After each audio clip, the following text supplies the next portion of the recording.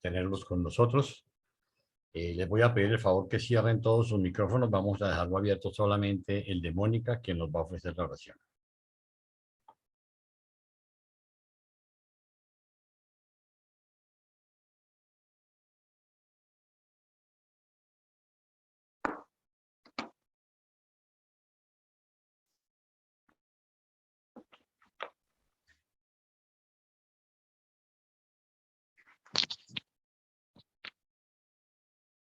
Mónica, tienes la palabra.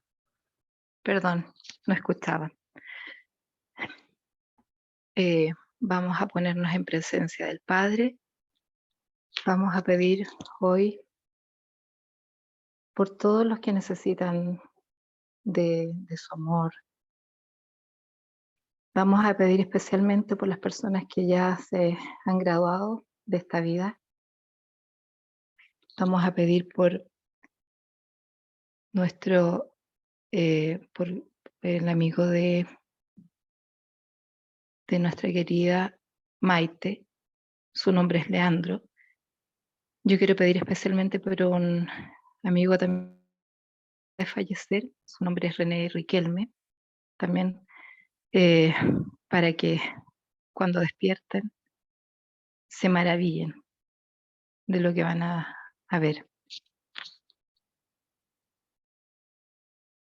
Nada te turbe, nada te espante, todo se pasa, Dios no se muda, la paciencia todo lo alcanza, quien a Dios tiene nada le falta, solo Dios basta. Amén. Amén. Mil gracias, Mónica. Muy linda tu oración. Bueno, mis queridos amigos, entonces, dirigiendo esto, Paulita, tienes la palabra. Gracias, Jaime. ¿Se escucha bien? Perfecto. Bueno, me avisan cuando se vea, por favor. Ya te ves. Excelente. Bueno, pues hoy nos toca el documento 4, que es la relación de Dios con el universo. Y empezamos. El Padre Universal tiene un propósito eterno relacionado con los fenómenos materiales, intelectuales y espirituales del universo de los universos, el cual lleva a cabo durante todo el tiempo. Dios creó los universos por su libre y soberana voluntad y los creó de acuerdo con su propósito omnisapiente y eterno. Es dudoso que cualquiera, excepto las deidades del paraíso y sus más altos asociados, conozcan gran cosa acerca del eterno propósito de Dios. Incluso los ciudadanos excelsos del paraíso tienen opiniones muy variadas sobre la naturaleza del propósito eterno de las deidades. Es fácil deducir que el propósito de la creación del perfecto universo central de Abona fue puramente la satisfacción de la naturaleza divina. Abona puede servir como el modelo original de creación para todos los demás universos y como la escuela final de los peregrinos del tiempo en su camino al paraíso. Sin embargo, esta creación tan excelsa debe existir fundamentalmente para el placer y la satisfacción de los creadores perfectos e infinitos.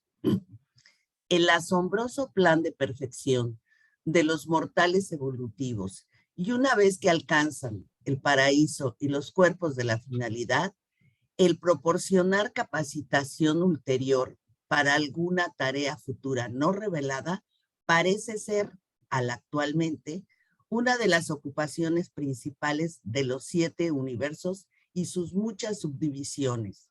Pero este proyecto ascensional para la espiritualización y capacitación de los mortales del tiempo y del espacio no es en modo alguno la ocupación exclusiva de las inteligencias del universo.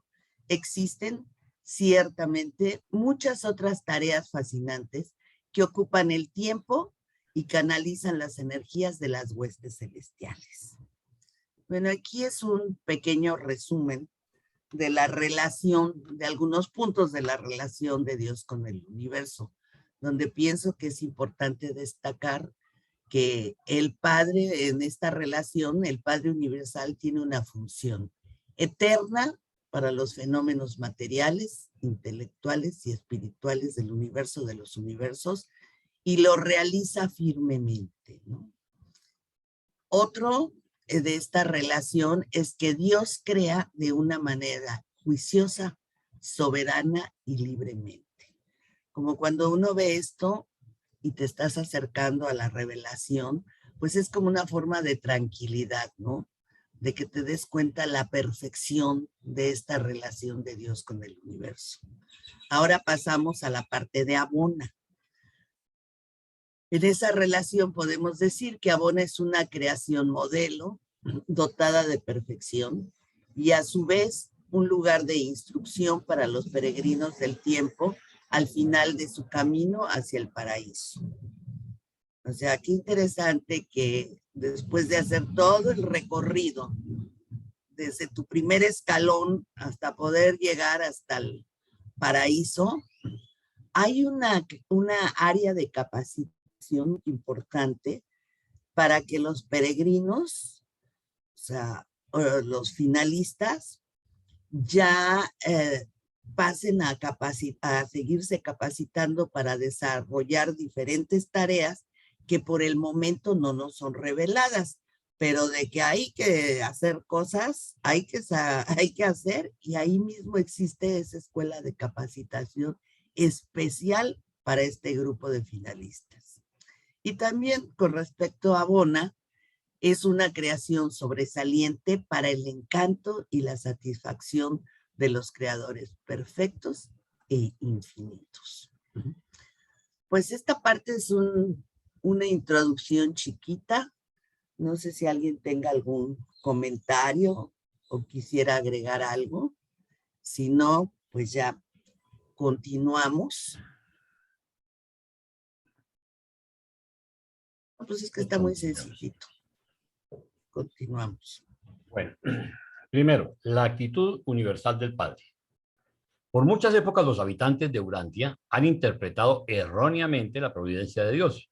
Hay una providencia divina trabajando en vuestro mundo, pero no se trata de un ministerio infantil, arbitrario y material que muchos mortales han concebido. La providencia de Dios consiste en las actividades entrelazadas de los seres celestiales y de los espíritus divinos que, de acuerdo con las leyes cósmicas, laboran incesantemente por el honor de Dios y para el desarrollo espiritual de sus hijos en el universo. ¿No podéis vosotros acaso desarrollar vuestro concepto sobre el trato de Dios con el hombre hasta el punto de reconocer que la consigna del universo es progreso? A través de prolongadas edades, la raza humana ha luchado por llegar a su estado actual. A lo largo de todos estos milenios, la providencia ha estado laborando en el plan de la evolución progresiva. Estas dos ideas no son opuestas en la práctica, sino tan solo en los conceptos erróneos del hombre. La providencia divina no se enlista jamás en oposición al verdadero progreso humano, tanto temporal como espiritual. La providencia está siempre de acuerdo con la naturaleza inmutable y perfecta del supremo legislador. Dios es fiel y todos sus mandamientos son justos. Su fidelidad se establece en los mismos cielos. Para siempre, oh Señor, tu palabra se ha establecido en los cielos. Tu fidelidad es para todas las generaciones. Tú has cimentado la tierra y permanece. Él es un creador fiel. No hay límites a las fuerzas y personalidades que el Padre puede utilizar para mantener su propósito y sostener a sus criaturas. El Dios eterno es nuestro refugio y abajo están sus brazos sempiternos. El que habita en el lugar secreto del Altísimo morará bajo la sombra del Todopoderoso. Mirad, el que nos guarda no se adormecerá ni se dormirá. Sabemos que todas las cosas cooperan para el bien de los que aman a Dios, porque los ojos del Señor están sobre los justos y sus oídos atentos a sus oraciones. Dios sostiene todas las cosas por la palabra de su poder. Y cuando nacen nuevos mundos, envía a sus hijos y son creados. Dios no solo crea, sino que los preserva a todos. Dios constantemente sostiene todas las cosas materiales y a todos los seres espirituales. Los universos son eternamente estables. Existe una estabilidad en medio de una inestabilidad aparente. Existe un orden y una seguridad subyacentes en medio de los solevantamientos de la energía y los cataclismos físicos de los dominios estelares. El Padre Universal no se ha retirado de la administración de los universos. Él no es una deidad inactiva. Si Dios dejara de ser el sustentador presente de toda la creación, habría inmediatamente un colapso universal. Excepto Dios, no habría tal cosa como la realidad. En este mismo momento, así como durante las remotas eras del pasado y en el futuro eterno, Dios sigue sustentando. El alcance divino se extiende alrededor del círculo de la eternidad. Al universo no se le da cuerda como un reloj que anda por tiempo determinado y luego cesa de funcionar. Todas las cosas están siendo constantemente renovadas. El Padre incesantemente derrama energía, luz y vida. La obra de Dios es tan literal como espiritual. Él extiende el norte sobre el espacio vacío y suspende la tierra sobre la nada. Un ser de mi orden puede descubrir la armonía última y detectar una coordinación profunda y vasta en los asuntos rutinarios de la administración universal. Muchas cosas que parecen desconectadas y fortuitas al pensamiento mortal se muestran ordenadas y constructivas a mi comprensión. Pero ocurren en el universo muchas cosas que yo no comprendo plenamente. Durante mucho tiempo he estudiado y tengo cierto conocimiento sobre las fuerzas, energías, mentes, morontias, espíritus y personalidades reconocidas de los universos locales y de los superuniversos. Tengo una comprensión general de cómo operan estas agencias y personalidades y estoy íntimamente familiarizado con los mecanismos de las inteligencias espirituales acreditadas del gran universo. A pesar de mi conocimiento de los fenómenos de los universos, me veo constantemente confrontado por reacciones cósmicas que no puedo desentrañar plenamente. De continuo me encuentro con conspiraciones aparentemente fortuitas de la interasociación de fuerzas, energías, intelectos y espíritus que no puedo explicar de manera satisfactoria. Soy enteramente competente para describir y analizar el mecanismo de todos los fenómenos que resultan directamente del funcionamiento del Padre Universal, del Hijo Eterno, del Espíritu Infinito y en gran medida de la isla del Paraíso. Lo que suscita mi perplejidad es el encontrarme con lo que parece ser el desempeño de sus coordinados misteriosos, los tres absolutos de potencialidad. Estos absolutos parecen suplantar la materia, trascender la mente y sobrevenir al espíritu. Me siento continuamente confundido y a menudo perplejo por mi incapacidad para comprender estas transacciones complejas que atribuyo a la presencia y actualización del absoluto no cualificado, el absoluto de la deidad y el absoluto universal. Estos absolutos deben ser las presencias no plenamente reveladas en el amplio universo, en los fenómenos de la potencia del espacio y en la función de otros superúltimos. Hacen imposible para los físicos, para los filósofos e incluso para los religiosos predecir con certeza cómo los primordiales de fuerza, concepto y espíritu responderán a las exigencias hechas en una situación compleja de realidad que incluye ajustes supremos y valores últimos. Hay también una unidad orgánica en los universos del tiempo y el espacio que parecería respaldar el entero tejido de los acontecimientos cósmicos. Esta presencia viviente del Ser Supremo evolutivo, esta inmanencia del incompleto proyectado, se manifiesta inexplicablemente de cuando en cuando, por lo que parece ser una asombrosa y fortuita coordinación de acontecimientos en el universo, aparentemente desconectados.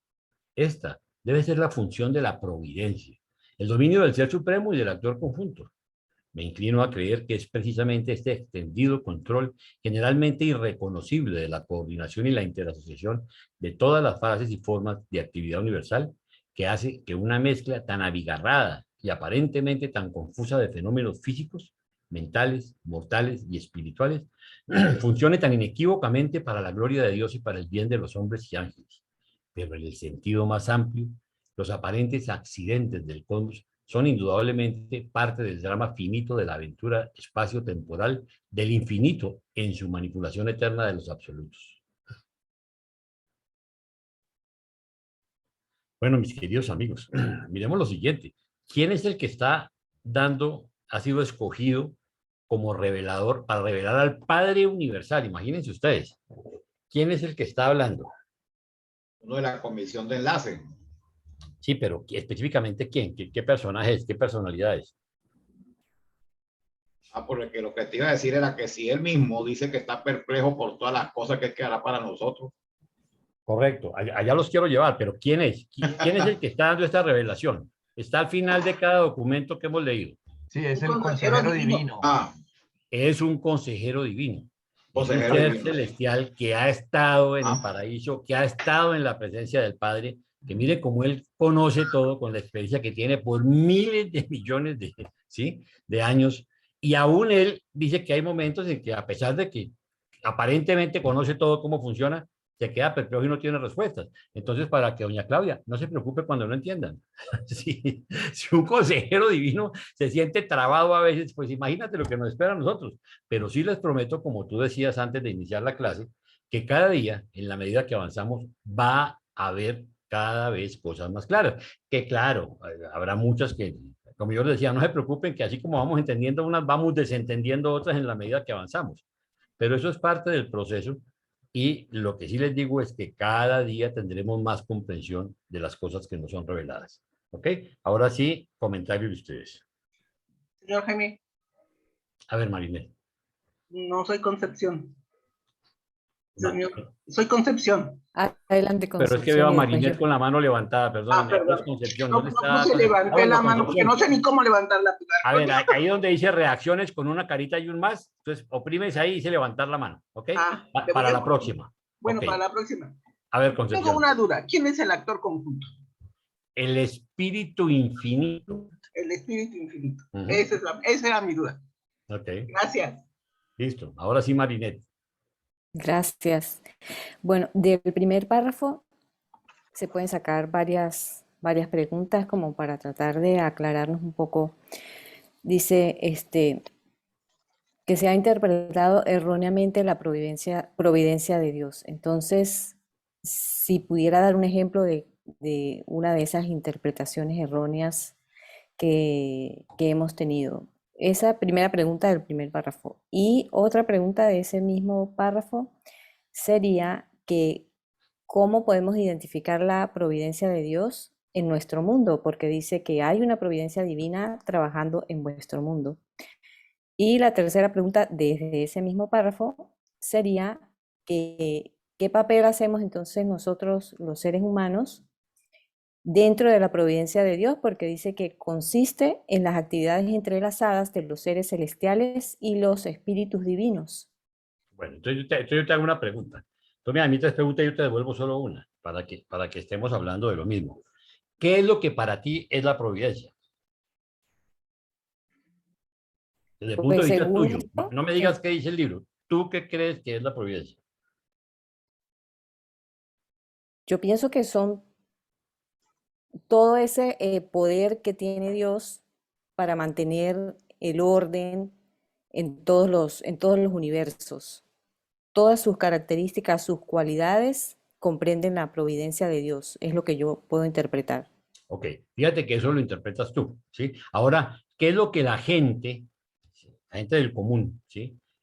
Entiende con la providencia? Bien, porque es que ahí nos empezamos nosotros a combinar cosas. Cada vez que nosotros no entendemos un concepto, decimos que eso es predestinación, que eso es preordenación, que uno va a que fuerzas y los dioses ya tienen el plan, ¿sí? Y fíjate cómo se empieza a desbarajustar todo, pero ¿qué es lo único cierto? Que hay una serie de fuerzas, hay un plan que es perfecto, ¿sí? Que tiene el Padre, que muchas veces nosotros no entendemos, pues, si un consejero no lo entiende, pero sí hay una cantidad de fuerzas donde todo lo que aparentemente es improbable, catástrofes y cosas, todo está fríamente calculado y todo es parte del proceso. Lo que sucede es que mientras más abajo, digamos que hay mayor inestabilidad, pero en la medida que vamos ascendiendo, nos vamos dando cuenta que esa inestabilidad es parte del plan, ¿sí? Y que realmente no hay inestabilidad, es un proceso el cual solo conoce completamente el Padre y sus huestes. No sé si eso te deja clara la inquietud.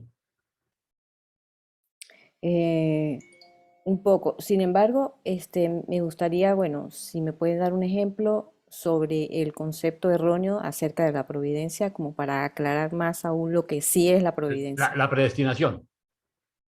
¿Sí? Hay gente que le echa toda la culpa, no es que eso está así, o sea, ¿qué culpa tengo yo si eso estaba predestinado? Ya el Padre había escogido que fuera así.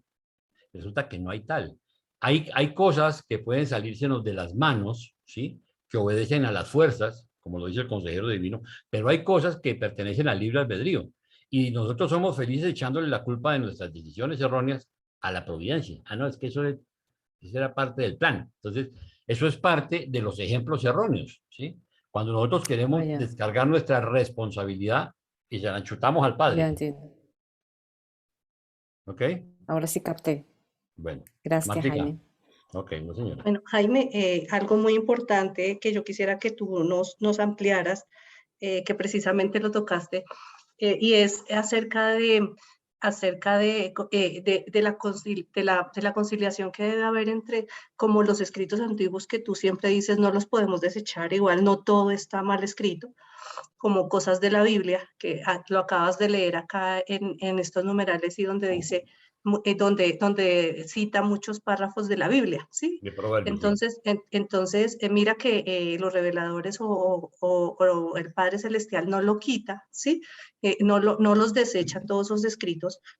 Sin embargo, pues yo sé que hay contradicciones y que la Biblia está manipulada, pero esto también va a aclarar unas preguntas que nos hacían en el chat acerca de lo que estaba escrito en la Biblia y de lo que estaba escrito en el libro de Urantia. Entonces a mí me parece que es algo muy claro ahorita que tú nos lo expliques, la conciliación que debe haber entre los escritos, y que una cosa no rechaza, sino que el libro de Urantia viene a mejorar y aclarar todos esos conceptos erróneos que traemos nosotros, los que crecimos con el tema de la Biblia. Bueno, Y a ver, también sí, refiriéndome dale, que dale. más adelante también una contradicción que hay es que dice que la Biblia dice que el Padre se arrepintió de lo que había hecho, y ahora más adelantico nos van a decir que el Padre no se arrepiente absolutamente de nada. Entonces, que así vamos a encontrar y vamos a aclarar esos conceptos de todas las personas que tienen dudas acerca de lo que está escrito en la Biblia. Bueno, a ver. Primero que todo, recordemos que los reveladores dicen que ellos, en el proceso de aclararnos las enseñanzas de esta revelación, que es una información que simplemente no existía sobre el planeta, ¿sí? Van a utilizar todo lo que nosotros tenemos, todos los textos que tenemos. Entonces, como uno de los textos más comunes es la Biblia, es más, ni siquiera la Biblia, estamos hablando del Tanaj, del Antiguo Testamento, ¿sí? Que es uno de los libros históricamente más antiguos. Por favor, alguien está compartiendo, ¿sí? Dejan de compartir. Entonces los reveladores pueden usar en un momento dado. Kenia, por favor, dejas de compartir. Genial.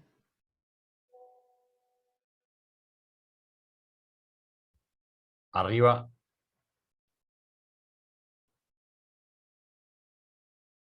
Kenia.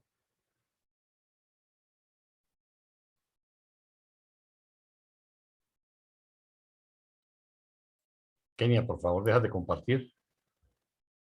Creo que no se ha dado cuenta. Jaime, si tú te ubicas. Ah, ok, listo. Bueno, Disculpa, Jaime, no lo podía hacer. tranquila, ya nos dimos cuenta, pero eso es para que no, para que no toquen lo de compartir pantalla, ¿ok? Bueno, a ver, regresemos al tema. Se usó parte del Tanaj, que era la información religiosa más antigua que nosotros conocemos. Y quiero traerles a colación, claro que me estoy adelantando, pero en la época cuando estudiamos en el curso pasado, La vida y enseñanzas de Jesús, vimos muy claro el ejemplo que Jesús cuando encuentra el libro de Enoc, y él dice que aunque él sabía que ese libro no era de Enoc, ni fue escrito por Enoc, el libro apócrifo, ¿sí? Él nos enseña, y ahí de donde él coge el nombre del Hijo del Hombre, él nos enseña que tenemos que aprovechar todas las cosas buenas, no importa de dónde vengan, porque las cosas buenas vienen de Dios, ¿sí? Entonces yo creo que dejemos de satanizar, ¿sí? Por decirlo de alguna manera, escritos de cualquiera, del Corán o de la Biblia o de cualquiera de los supuestos libros sagrados, y tengamos nuestra mente abierta, que hay un montón de información que nosotros no conocemos y no por el hecho de que no la conozcamos no es verídica. Entonces, en este caso, simplemente los reveladores están utilizando textos por nosotros conocidos. Específicamente, salmos y proverbios son cosas bastante conocidas por todo el mundo. Entonces, pues, el hecho de que los cites es porque algo bueno están enseñando independientemente de lo que haya podido pasar históricamente con ellos. ¿Ok? ¿Sí fui claro, Marta? Sí, señor, gracias. Ok, René. Gracias. Quería aclarar un concepto sobre lo que es realmente la providencia, ¿no? La providencia es sí el cuidado de Dios hacia todas sus criaturas, hacia su creación como tal. Y es el camino que Él toma, digamos, para llevar a cabo su voluntad. Y lógicamente para garantizar sus propósitos. Eso es lo que es en sí lo que marca la palabra providencia, y es el gobierno de todos sus asuntos, pues todo lo que tenga que ver con él y con sus hijos creadores, que son realmente los creadores. Eso es lo que quería comentarle. Ok, gracias, René. Ernesto. Gracias, Jaime. Tengo una pregunta respecto a las conspiraciones, porque parece ser que las conspiraciones cuando nos va bien, decimos, bueno, sí parece que el universo está conspirando, ¿no? Cuando nos va mal, También. Fue un castigo, ¿no? Pero no sé si valga pues la concordancia con nosotros, cuando decimos, bueno, esto fue una casualidad, desde el punto de vista humano, como que es común hablar de esto, ¿no? De la conspiración del universo. Entonces, esta explicación que viene en el documento, ¿cabría también para nosotros? Sí, claro. Sí, claro. Pero mira, yo creo que hay un plan, ¿sí? De Dios que nosotros no comprendemos, y entre otras cosas porque no tenemos la perspectiva. Recordemos que para Dios no hay futuro ni pasado, todo es presente. O sea, el Señor ya sabe qué va a hacer de tu vida, cómo fue tu vida, cuál fue el origen, qué va a pasar, qué embarrada vas a cometer, y el sufrimiento o toda la lucha que tengas de aquí para arriba en el camino hasta regresar a su presencia en el paraíso. Y aquí incluso quiero aclarar algo, y uso la palabra regresar. Con Flora alegábamos mucho eso, porque ella decía que no era regresar. Yo digo que sí es regresar por una razón muy sencilla. Primero, porque toda la materia se origina en el paraíso, y la parte espiritual también se origina en el paraíso, y la personalidad se origina en el paraíso, y el ajustador de pensamiento es un pedacito del Padre, y nosotros no llegamos al paraíso si no estamos fusionados. Entonces sí estamos regresando a la presencia del Padre en el paraíso. Entonces, durante toda esa larga carrera que vamos a tener para poder regresar a nuestro Padre, ¿sí? Pues Él ya lo sabe, y vamos a pasar muchas cosas, y seguramente tendremos muchos aciertos y desaciertos. Entonces yo creo que el tema, el utilizar la palabra conspiración es simplemente eso, utilizar una palabra, es como una perspectiva, como un punto de vista, ¿no?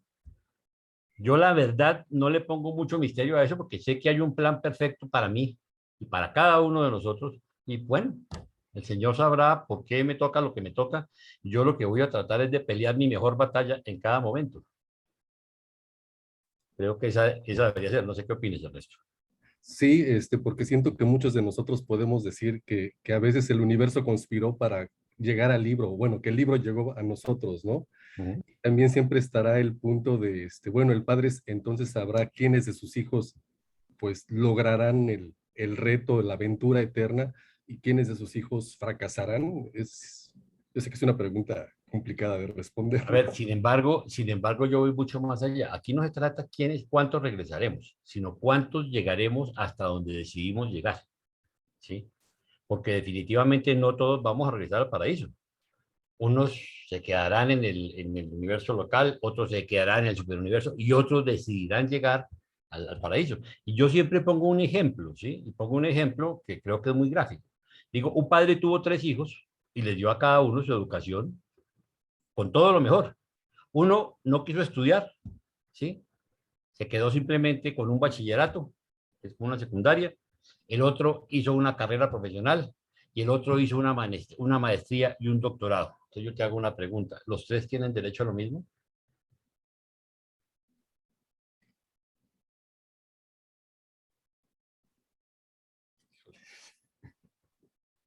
Los 3 tuvieron las mismas oportunidades, pero por su albedrío, cada uno escogió hasta dónde quería llegar, ¿sí? Entonces, aquí va a pasar exactamente lo mismo. Entonces, el padre, que ya conoce nuestras decisiones, ¿sí? Pues sabe que se necesita, no todos pueden ser caciques, se necesitan indios en todas partes, ¿sí? Entonces, dentro de todas esas huestes gigantescas, ¿sí? Necesitaremos obreros que trabajen, ahí sí como dice la Biblia, obreros que trabajen en la mies en determinadas partes. Hay gente que simplemente se va a sentir cómoda y ahí se quedan, ¿sí? Bueno, eso es cosa de cada uno. Ese es el libre albedrío, ¿sí? No le podemos echar la culpa al padre. Ah, vea, el padre es que prefería a René y no a Ernesto porque el uno hizo un doctorado y el otro se quedó de bachiller. Definitivamente, seguramente René tuvo que esforzarse más que tú, porque buscó una vida de excelencia. Y así nos pasa con todas las cosas espirituales. Y nos pasa, mire, este proceso del estudio de la revelación, y valga el ejemplo de estos documentos tan lindos que hemos tenido estudiando al Padre, estos 5 primeros documentos que nos hablan del Padre, son una maravilla, pero la pregunta es, ¿qué tanto interés tenemos en conocer más de nuestro Padre? ¿O queremos pasarle por encima? O cuando me hablan del libro de Urantia, cuando veo el tamaño, digo, no, qué mamera, a mí déjeme como estoy. De eso se trata. ¿Sí? Entonces, nuestro ajustador de pensamiento va a luchar para que tengamos todas las oportunidades. El tema es si nosotros queremos recibirlas o no. ¿Ok? Gracias, Jaime. Listo. ¿Algún otro comentario? Si no, continuamos. A ver, Arturo. Gracias, Jaime. Yo solamente hacer una reseña. Realmente en el documento que acabas de leer, en el numeral 1, párrafo 1, nos dice exactamente qué es la providencia. Se los voy a leer. Por muchas épocas, los habitantes de Urantia han interpretado erróneamente la providencia de Dios. Hay una providencia divina trabajando en vuestro mundo, pero no se trata del ministerio infantil, arbitrario y material que muchos mortales han concebido. La providencia de Dios consiste en las actividades entrelazadas de los seres celestiales y de los espíritus divinos que, de acuerdo con las leyes cósmicas, laboran incesantemente por el honor de Dios y para el desarrollo espiritual de sus hijos en el universo. Era lo que quería comentar. Gracias. Sí, mil gracias. Y eso era lo que les decía yo, un plan perfecto. Punto. Que lo entendamos o no lo entendamos, bueno, ¿sí? Hay toda una cantidad de huestes celestiales siguiendo la planificación de nuestro Padre Celestial. Que son finalmente para bendecirnos a nosotros y ayudarnos a regresar a su presencia. Esa es la idea. Bueno, continuamos, por favor. Entonces, Florcilla. Sí, voy a compartir. ¿Ya la ven? Sí. Ok. 2. Dios y la naturaleza.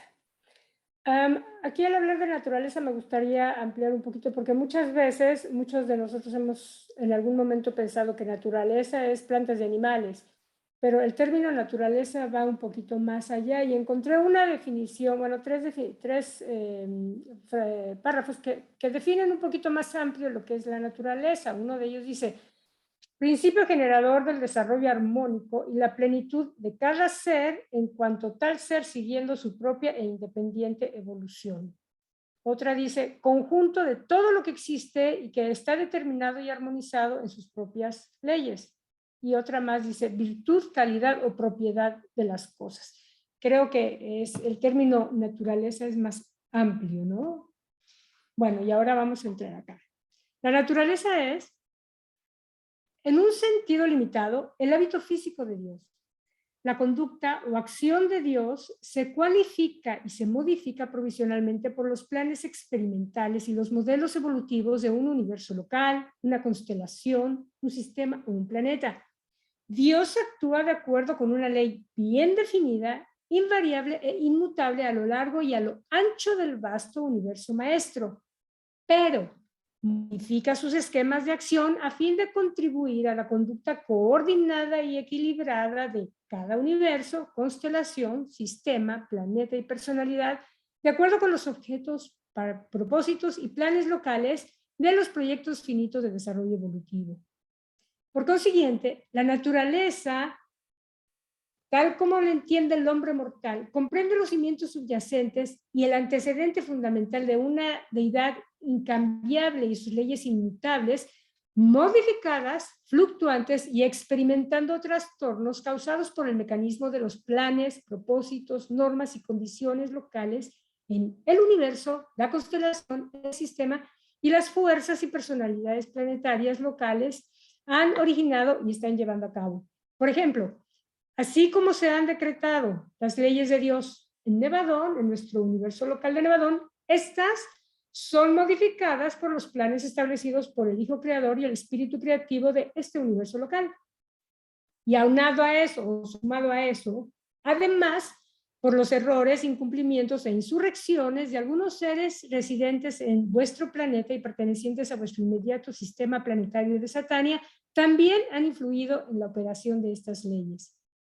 Entonces vemos que la naturaleza es la resultante espacio-temporal de dos factores cósmicos, y aquí nos lo explican muy bien. El primero, la inmutabilidad, perfección y rectitud de la deidad paradisíaca, o sea, como es originalmente generado esto. Y segundo, dice, los planes experimentales más los errores de ejecución, errores de rebeldía y desarrollo incompleto y imperfección de la sabiduría de las criaturas extraparadisíacas, desde las más elevadas hasta las más altas. La naturaleza, por lo tanto, trae un hilo de perfección uniforme, invariable, majestuoso y maravilloso desde el círculo de la eternidad. Ese es su origen. Pero en cada universo, en cada planeta y en cada vida individual, esta naturaleza es modificada, cualificada y acaso desfigurada por las acciones, los errores y las deslealtades de las criaturas de los sistemas y universos evolutivos. Y por consiguiente, la naturaleza debe ser siempre de ánimo cambiante y aparentemente caprichoso, aunque de fondo estable, y debe variar de acuerdo con los procedimientos operativos de un universo local. La naturaleza es la perfección del paraíso, dividida por la índole incompleta, la maldad y el pecado de los universos inconclusos. Este cociente expresa, pues, lo perfecto y lo parcial, lo eterno y lo temporal. Y en esta frase que continúa, nos da la razón del porqué de toda la evolución. Nuevamente volvemos al término evolución que hablábamos la clase pasada. Dice, la evolución continuada modifica la naturaleza al aumentar el contenido de perfección paradisíaca y al disminuir el contenido del mal, el error y la desarmonía de la realidad relativa. Relativa porque la realidad es relativa hasta que no se hace la perfección como realidad perfecta. Bien, Dios no está personalmente presente en la naturaleza ni en cualquiera de las fuerzas de la naturaleza, porque el fenómeno de la naturaleza es la sobreimposición de las imperfecciones de la evolución progresiva y a veces de las consecuencias de rebeliones insurreccionales sobre los cimientos paradisíacos de la ley universal de Dios. Tal como aparece en un mundo como Urantia, la naturaleza no puede ser nunca la expresión adecuada, ni la representación verdadera, ni el fiel retrato de un Dios omnisapiente e infinito. La naturaleza en vuestro mundo, nuestro mundo Urantia, es una cualificación de las leyes de la perfección por los planes evolutivos del universo local. Y aquí nos hacen una exclamación que vale la pena entenderla. ¡Qué farsa adorar la naturaleza! Porque en un sentido limitado, cualificado, está penetrada por Dios, por ser una fase del poder universal y por lo tanto divino. La naturaleza también es una manifestación inconclusa e incompleta de las elaboraciones perfectas de desarrollo, crecimiento y progreso de un experimento universal de evolución cósmica. Los efectos aparentes del mundo natural no son indicios de ningún defecto correspondiente en el carácter de Dios. Más bien, las imperfecciones que se observan son meramente las inevitables y momentáneas interrupciones en la proyección de una película infinita. Son estas mismas interrupciones y efectos de la continuidad perfección las que permiten que la mente finita del hombre material obtenga una visión fugaz de la realidad divina en el tiempo y el espacio. Las manifestaciones materiales de la divinidad parecen defectuosas en la mente evolutiva del hombre, solo porque el hombre mortal persiste en visualizar los fenómenos de la naturaleza a través de sus ojos naturales, por medio de una visión humana, sin la ayuda de Mota Morontiana ni de la revelación. Su sustituto compensatorio en los mundos del tiempo. Mota Morontiana es una especie de filosofía, términos más elevados que vamos a aprender cuando lleguemos a los mundos de estancia. Y termina en esta sección diciendo, y la naturaleza está desfigurada, su hermoso rostro marcado, sus rasgos marchitos por la rebelión, la mala conducta, los malos pensamientos de miradas de criaturas que son parte de la naturaleza, pero que han contribuido a su desfiguración en el tiempo.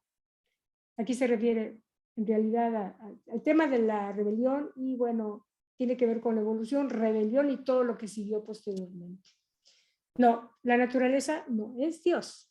La naturaleza no es objeto de adoración. Dejo de compartir.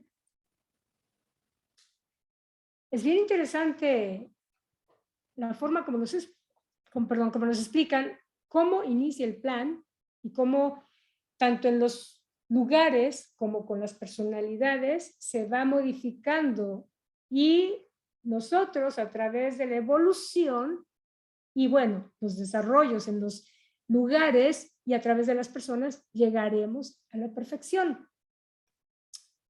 ¿Comentarios? Si es que los hay. ¿No? Te explicó perfecto, qué bueno, me da gusto. Adelante, Arturo. Sí, yo nada más aquí hacer un comentario rápido. Un punto muy personal, que aquí lo explica muy exacto, muy preciso. Ya sabemos que la adoración nada más es para el Padre Universal. Pero sin embargo, como hay círculos y sectas donde actualmente personas, hermanos como nosotros, que están buscando lo espiritual y que no han encontrado incluso el libro de Urantia, están buscando esa espiritualidad dentro de la misma naturaleza. Aquí nos explica que la naturaleza no es motivo de adoración, pero sin embargo, ellos en el concepto, por ejemplo, de Gaia, que para ellos es tierra, es una adoración al sol, a la luna, etcétera, etcétera. Y aquí nos demuestra que pues esa adoración pues no va a ser escuchada a final de cuentas, ¿no? Eso es lo que quería comentar. Gracias. Gracias, Arturo. ¿Querías decir algo, Jaime? Sí, yo creo que vale la pena traer a colación que a través de la historia, ahí cuando habla de los errores, los desaciertos, los pensamientos, a través de la historia nosotros vemos cómo ha habido organizaciones criminales, secuestradores, mafias, ¿sí? Lo vemos desde la época de Abraham y en el libro de Mormón lo llaman las mafias, los ladrones de Gadiantón. Y si nos vamos a escrituras de otro tipo, nos vamos a encontrar exactamente lo mismo. O sea, la maldad que en algunos casos se implantó en los corazones de gente que estaba influenciada más que otras personas por la rebelión, se dedicaron a hacer males. Pues de hecho, miren ustedes lo que es hoy en día.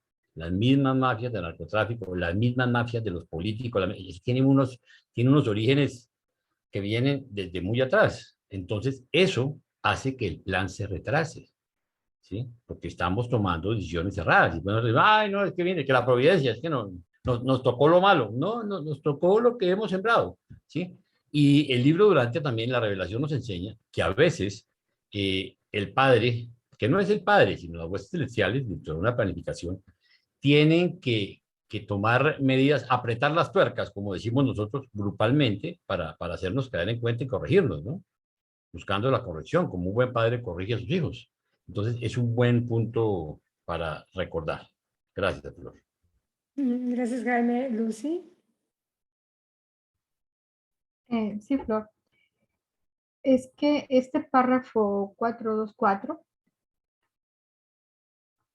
expresa una cosa, pero yo no veo eso, sino que veo lo contrario. Que dice, la naturaleza es la perfección del paraíso dividida por la índole incompleta, la maldad y el pecado de los universos inconclusos. Este cociente expresa pues lo perfecto y lo parcial, lo eterno y lo temporal. Y esta es la parte que veo yo que no veo que concuerde, que dice, la evolución continuada modifica la naturaleza al aumentar el contenido de perfección paradisíaca y al disminuir el contenido del mal, el error y la desarmonía de la realidad relativa. O sea, lo veo en teoría, pero en la práctica no veo que esté disminuyendo el contenido del mal, el error y la desarmonía. Es que somos parte de un proceso. Mira, las leyes originalmente y la proyección hacia la perfección, como salen originalmente, salen perfectas. salen con un plan bien definido, bien determinado, con un objetivo claro, todo. El detalle es que eso es ahí en el plano de la perfección. Pero esa perfección es para crear criaturas evolucionarias que a través de un proceso lleguen también a esa perfección. El detalle es que en ese proceso evolucionario, para el Padre compartir con esas criaturas su perfección, tiene que haber diferentes pasos. De entrada empiezan las creaciones. Entonces, el plan sale perfecto, pero como dice ahí, cada lugar, cada persona, vamos a ver, cada lugar, el universo local. Nosotros nos derivamos del universo local. Los creadores del universo local, los hijos creadores, tienen un plan para ese universo local en particular. Ajá. Entonces, la ley salió perfecta, pero a nivel evolucionario de creación empiezan las leyes. Y cuando dice, aquí dice, la evolución continuada significa, o sea, evolución continuada significa que esas criaturas de ese universo local con constelaciones, sistemas y planetas van a empezar a vivir, experimentar, desarrollar todo ese proceso evolucionario para, como dice acá, aumentar el contenido de perfección paradisíaca. ¿Cómo? Mediante la evolución, mediante la revelación, mediante la misma experiencia de vida, para, con conocimiento, empezar a ir disminuyendo el contenido del mal propio de la evolución, error y desarmonía. En este caso, por ejemplo, el mal, desarmonía o el error también implica que, siendo seres de libre albedrío, algunos se equivocan, de algunos cometen detalles como la rebelión. Ajá. Entonces, todo eso no es que estuviera planeado desde el principio, pero es parte del proceso evolucionario, y el tener el libre albedrío hace que esas equivocaciones cuesten más trabajo para esos seres evolutivos. Ahora, dentro de eso también hay una cierta, no llamemos la ventaja porque no es bonito en absoluto, la dificultad con que los seres humanos y, por ejemplo, nosotros tenemos que lidiar para lograr superar todo lo que la rebelión causó y todo lo que la falta de Adán y Eva causaron y lo que Caligaste sigue causando. Todo eso va haciendo seres que cuando lleguen a la perfección se habrán, ahora sí que en el yugo, se habrán preparado lo suficiente y demasiado, porque les tocó vivirlo bien difícil. No fue fácil, no hubo perfección desde el principio. Pero también es un atributo que muchos seres, inclusive en el paraíso, dice que envidiarían, porque los humanos que empiezan desde cero conocen la dulzura de tener que enfrentar al mal para poderlo superar. Entonces, es de tarea de nosotros empezar a buscar la perfección para ir disminuyendo el mal. Y esa es la tarea que tenemos ahorita, porque nuestro mundo anda de cabeza y entonces tenemos que hacer algo. No sé si te explica eso un poquito. Claro, yo sé que lo que vemos no estamos muy lejos de ver algo bonito, yo te lo entiendo perfectamente, pero bueno, por algo esta revelación se dio para mil años. Imagínate, apenas llevamos 60, o sea que nos falta un buen rato para medio empezar a entender lo que el libro de Urantia nos plantea ahora. Quizá en 1000 años venga otra revelación o otro maestro y entonces continúe la educación de nosotros, ¿no? Don Pablo, sin el don. Gracias, Flor. Buenas noches a todos. No, quería comentar sobre la inquietud de Lucy, para poner un ejemplo práctico. A ver, en nuestro planeta, que es un mundo decimal, y por supuesto es un mundo evolutivo, la idea era que, por ejemplo, hubo errores, como el que vemos de Adán y Eva, hubo los problemas de la rebelión que tuvo sus consecuencias. Vemos que los reveladores nos dicen que una bacteria que se desarrolló durante el proceso evolutivo nos afectó a nosotros los humanos, ¿verdad? Y eso causa una cantidad de problemas de enfermedades. Pero ellos no se preocuparon en el momento porque pensaban que cuando llegaran a Adán y Eva, como en su función de elevadores biológicos, al elevar el nivel de las razas, nos iba a inmunizar contra estas bacterias. Sin embargo, vemos que ocurrió una falla, ¿sí? Y al ocurrir esa falla, esa inmunización que estaban ellos esperando, los portadores de vida, no llegó. Y entonces vemos cómo eso desembocó en que tenemos ahora una cantidad de dolencias. Voy a poner un ejemplo de la vida actual, el COVID, por ejemplo. El COVID no nos debería haber afectado si el desarrollo evolutivo normal de nuestro planeta hubiese seguido el proceso como estaba concebido, el plan, como estaba diciendo Flor hace rato, el plan diseñado de manera perfecta. Pero un plan se puede diseñar de manera perfecta y otra cosa es cómo se lleve a cabo, ¿sí? Y cuando se lleva a cabo, entonces cometemos errores, hubo rebelión, una cantidad de cosas. Ahora, eso no implica que nos vamos a quedar ahí, pero sí implica que en el desarrollo evolutivo, que vamos a seguir buscando la perfección, nuestro ambiente va a mejorar, nuestro cuerpo va a mejorar, nuestra salud va a mejorar, el mundo en general, nuestro planeta Urantia, va a llegar un momento en que estemos en etapa de luz y vida.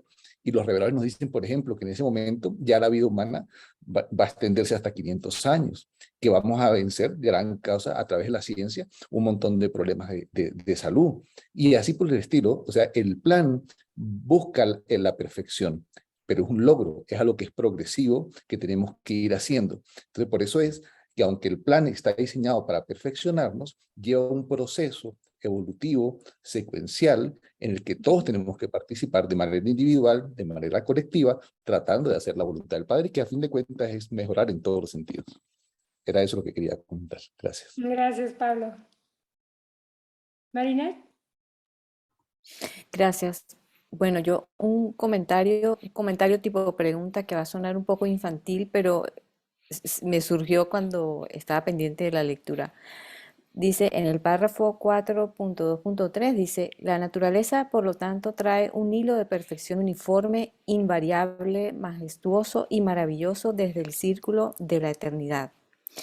Entonces yo interpreto con eso que ese hilo que viene desde la eternidad, desde el paraíso, es el que hace que las flores se vean perfectas, que los animales sean perfectos, que el equilibrio ecológico esté dado por hecho. Nadie hace nada por el equilibrio ecológico, o sea, viene desde ese hilo de la eternidad. Y más adelante dice que después de la rebelión de Lucifer, eso ha influido mucho en la imperfección de la naturaleza. Entonces lo que se me ocurrió preguntar es si de alguna forma, así como algunos circuitos fueron cerrados por la rebelión, entonces también ese circuito que trae ese hilo desde la eternidad que tiene que ver con la naturaleza fue bloqueado. Eso fue lo que se me ocurrió. No sé si alguno se ha hecho esa pregunta o tienen un comentario. No, es muy interesante. No, lo que yo pienso es esto. Dios, o sea, bueno, el plan original está perfecto desde el principio, pero el tema es que Dios de buenas a primeras quiere compartir su grandeza y su creación, etcétera, con criaturitas que lleguen a Él, que van a ser sus hijitos. Pero el tema viene que ¿cómo van a ser? Entonces, se tiene que desarrollar, se tiene que crear, o se tiene que formar esferas evolucionarias de tiempo y espacio, planetas, para que en ellas haya esas criaturitas que eventualmente van a continuar hasta llegar a acompañarlo a él en el paraíso. Porque si, o sea, no las creo todas en el paraíso perfectas, pero la gran creación involucra diferentes niveles y la belleza de todo esto es el poder brindar nuevas oportunidades a nuevos seres para que lleguen a la grandeza que Él vive allá. Y por eso entonces se manipula el espacio para crear soles que eventualmente generan planetas donde los hijos creadores van a poner sus reinos y van a empezar un proceso evolucionario donde van a haber criaturitas que eventualmente, mediante un proceso largo de tiempo, van a llegar a compartir la perfección del Padre. Entonces, es algo, en mi opinión, como yo lo veo, algo verdaderamente hermoso, mediante lo cual el Padre finalmente decide que en un futuro compartirá su creación con otros. O sea, él no va a estar solo, porque nos va a tener a nosotros también con él. Es una forma de darse él mismo para compartir lo que es él a todos los niveles, ¿no? Como personalidad, como creación, como todo.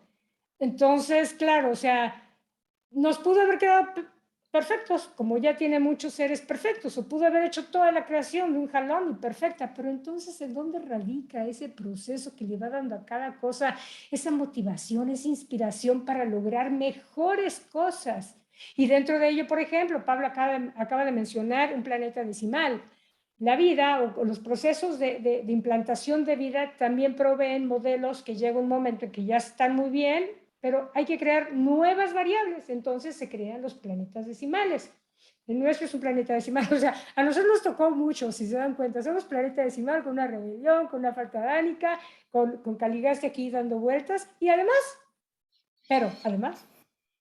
con lo más hermoso que pudimos tener al soberano de 10 millones de mundos aquí con nosotros. Entonces, imagínate lo que este planeta puede significar a nivel aprendizaje, a nivel desarrollo, a nivel proceso, para todo el gran universo, o al menos para el universo local, o para el gran universo. O sea, somos, creo yo, especiales en ese sentido. Que está difícil, pues sí, pero esa misma dificultad quizá nos haga más fuertes aún, porque lo estamos viviendo, porque en en esta gran creación es la experiencia, la vivencia, lo que cuenta mucho, y por eso inclusive los hijos creadores se auto-otorgan para vivir en carne propia la experiencia de vida, la experiencia del aprendizaje, la experiencia del conocimiento, pero no se da de un día para otro, tiene que haber un proceso.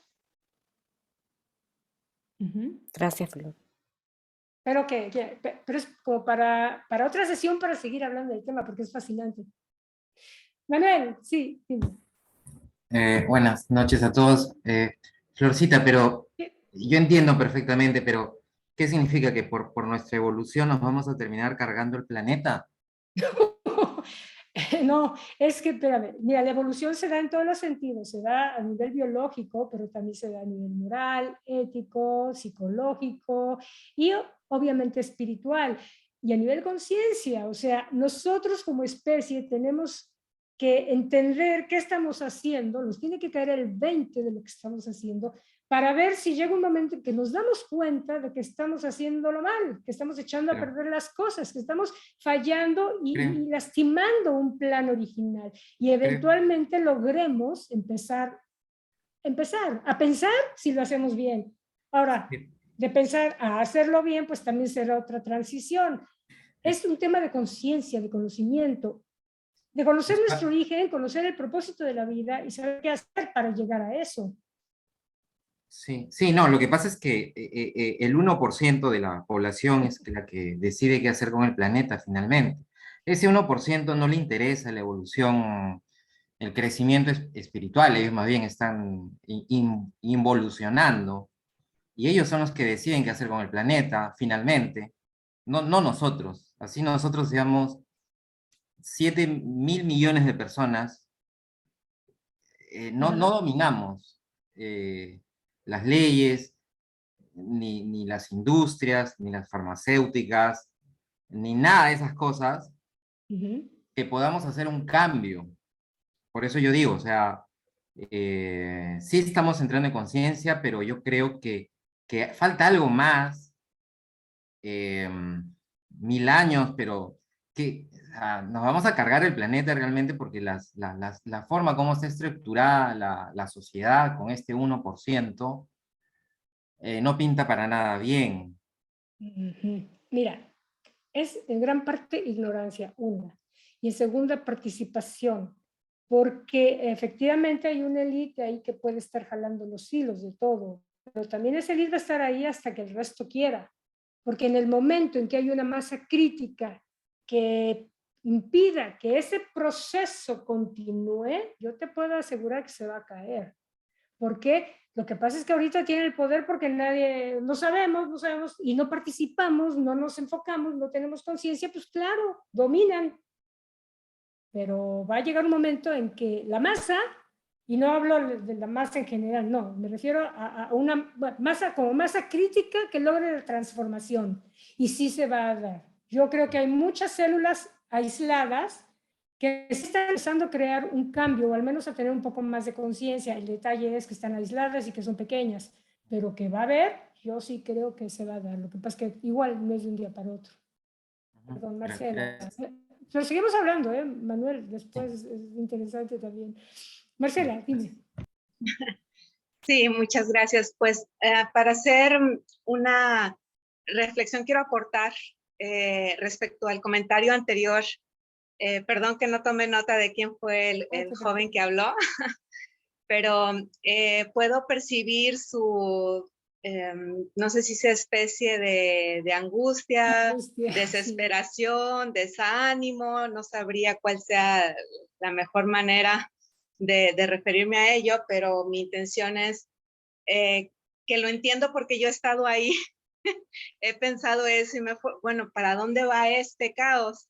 Entonces, como tengo un joven de 16 años, pues me he dado a la tarea de cultivar mi espíritu, de cultivar todo mi yo para poder aportar algo de ánimo a ese joven de 16 años y no decirle, mira, ya ni estudias porque el mundo está horrible, ¿no? Entonces, una analogía que yo pude conversar con mi hijo y fue, pues hasta cierto punto como que me dio pena porque mi hijo me dijo, mamá, pero eso a mí ni me preocupa, o sea, como que era mi preocupación, pero no la de él. Que le hice la analogía de Hitler, ¿no? Dentro de hay muchos hechos históricos, pero ese es como el más conocido, ¿no? Cuando se desata la Segunda Guerra Mundial, nadie nos lo esperábamos, nadie sabía, el mundo estaba ciego, la manipulación de todo, las pues fuerzas oscuras fue imponente, arrasaron, sí hicieron mucho daño, pero también hay que reconocer que fue un hecho que no quieren decir la palabra milagroso, y en mi opinión, pues tiene mucho de esto, porque la derrota de Hitler fue prácticamente casi de la noche a la mañana, y eso es lo que pasa con cada ser humano individualmente, y esto es, hay una palabra que usa mi esposo Rafa Camacho que me encanta, de lo mismo que es arriba es abajo, lo mismo que es dentro es afuera, y la filosofía de la teoría fractal. Sí, lo mismo que es en un brócoli completo, es lo mismo en un pedacito del brócoli. Entonces, hay esperanza, o sea, nosotros no vemos nuestro corazón y lo que nos dicen en la tele, no nos nubla mucho de las realidades eternas, de las verdades espirituales, y que seguimos siendo más los buenos. Lo que nos falta es seguir entrelazándonos, y así como está el crimen organizado, los buenos tenemos que estar mejor organizados, y lo padre es un grupo como este, nos estamos organizando, nos estamos reuniendo, estamos siendo proactivos, y esto va a dar fruto, va a dar un fruto que tal vez nosotros no alcancemos a ver, así como tildaron de loco a Jesús y no se imaginó que después de 2000 años las personas de aquella época decían que esto que está pasando ahorita no iba a ocurrir, que cómo la gente iba a leer la Biblia, que eso era nada más de los judíos, y que la gente ignorante y los enfermos eran malditos. Y todo mira cómo ha evolucionado todo, ¿no? Entonces, bueno, esa es mi aportación. Muchas gracias por escucharme. Espero haber aportado un poquito de la renovación que estoy alimentando para mí. Excelente aportación, ¿no? Sí, hay que seguir el consejo. Adelante, Jaime. Gracias, Marcela. Tu micrófono.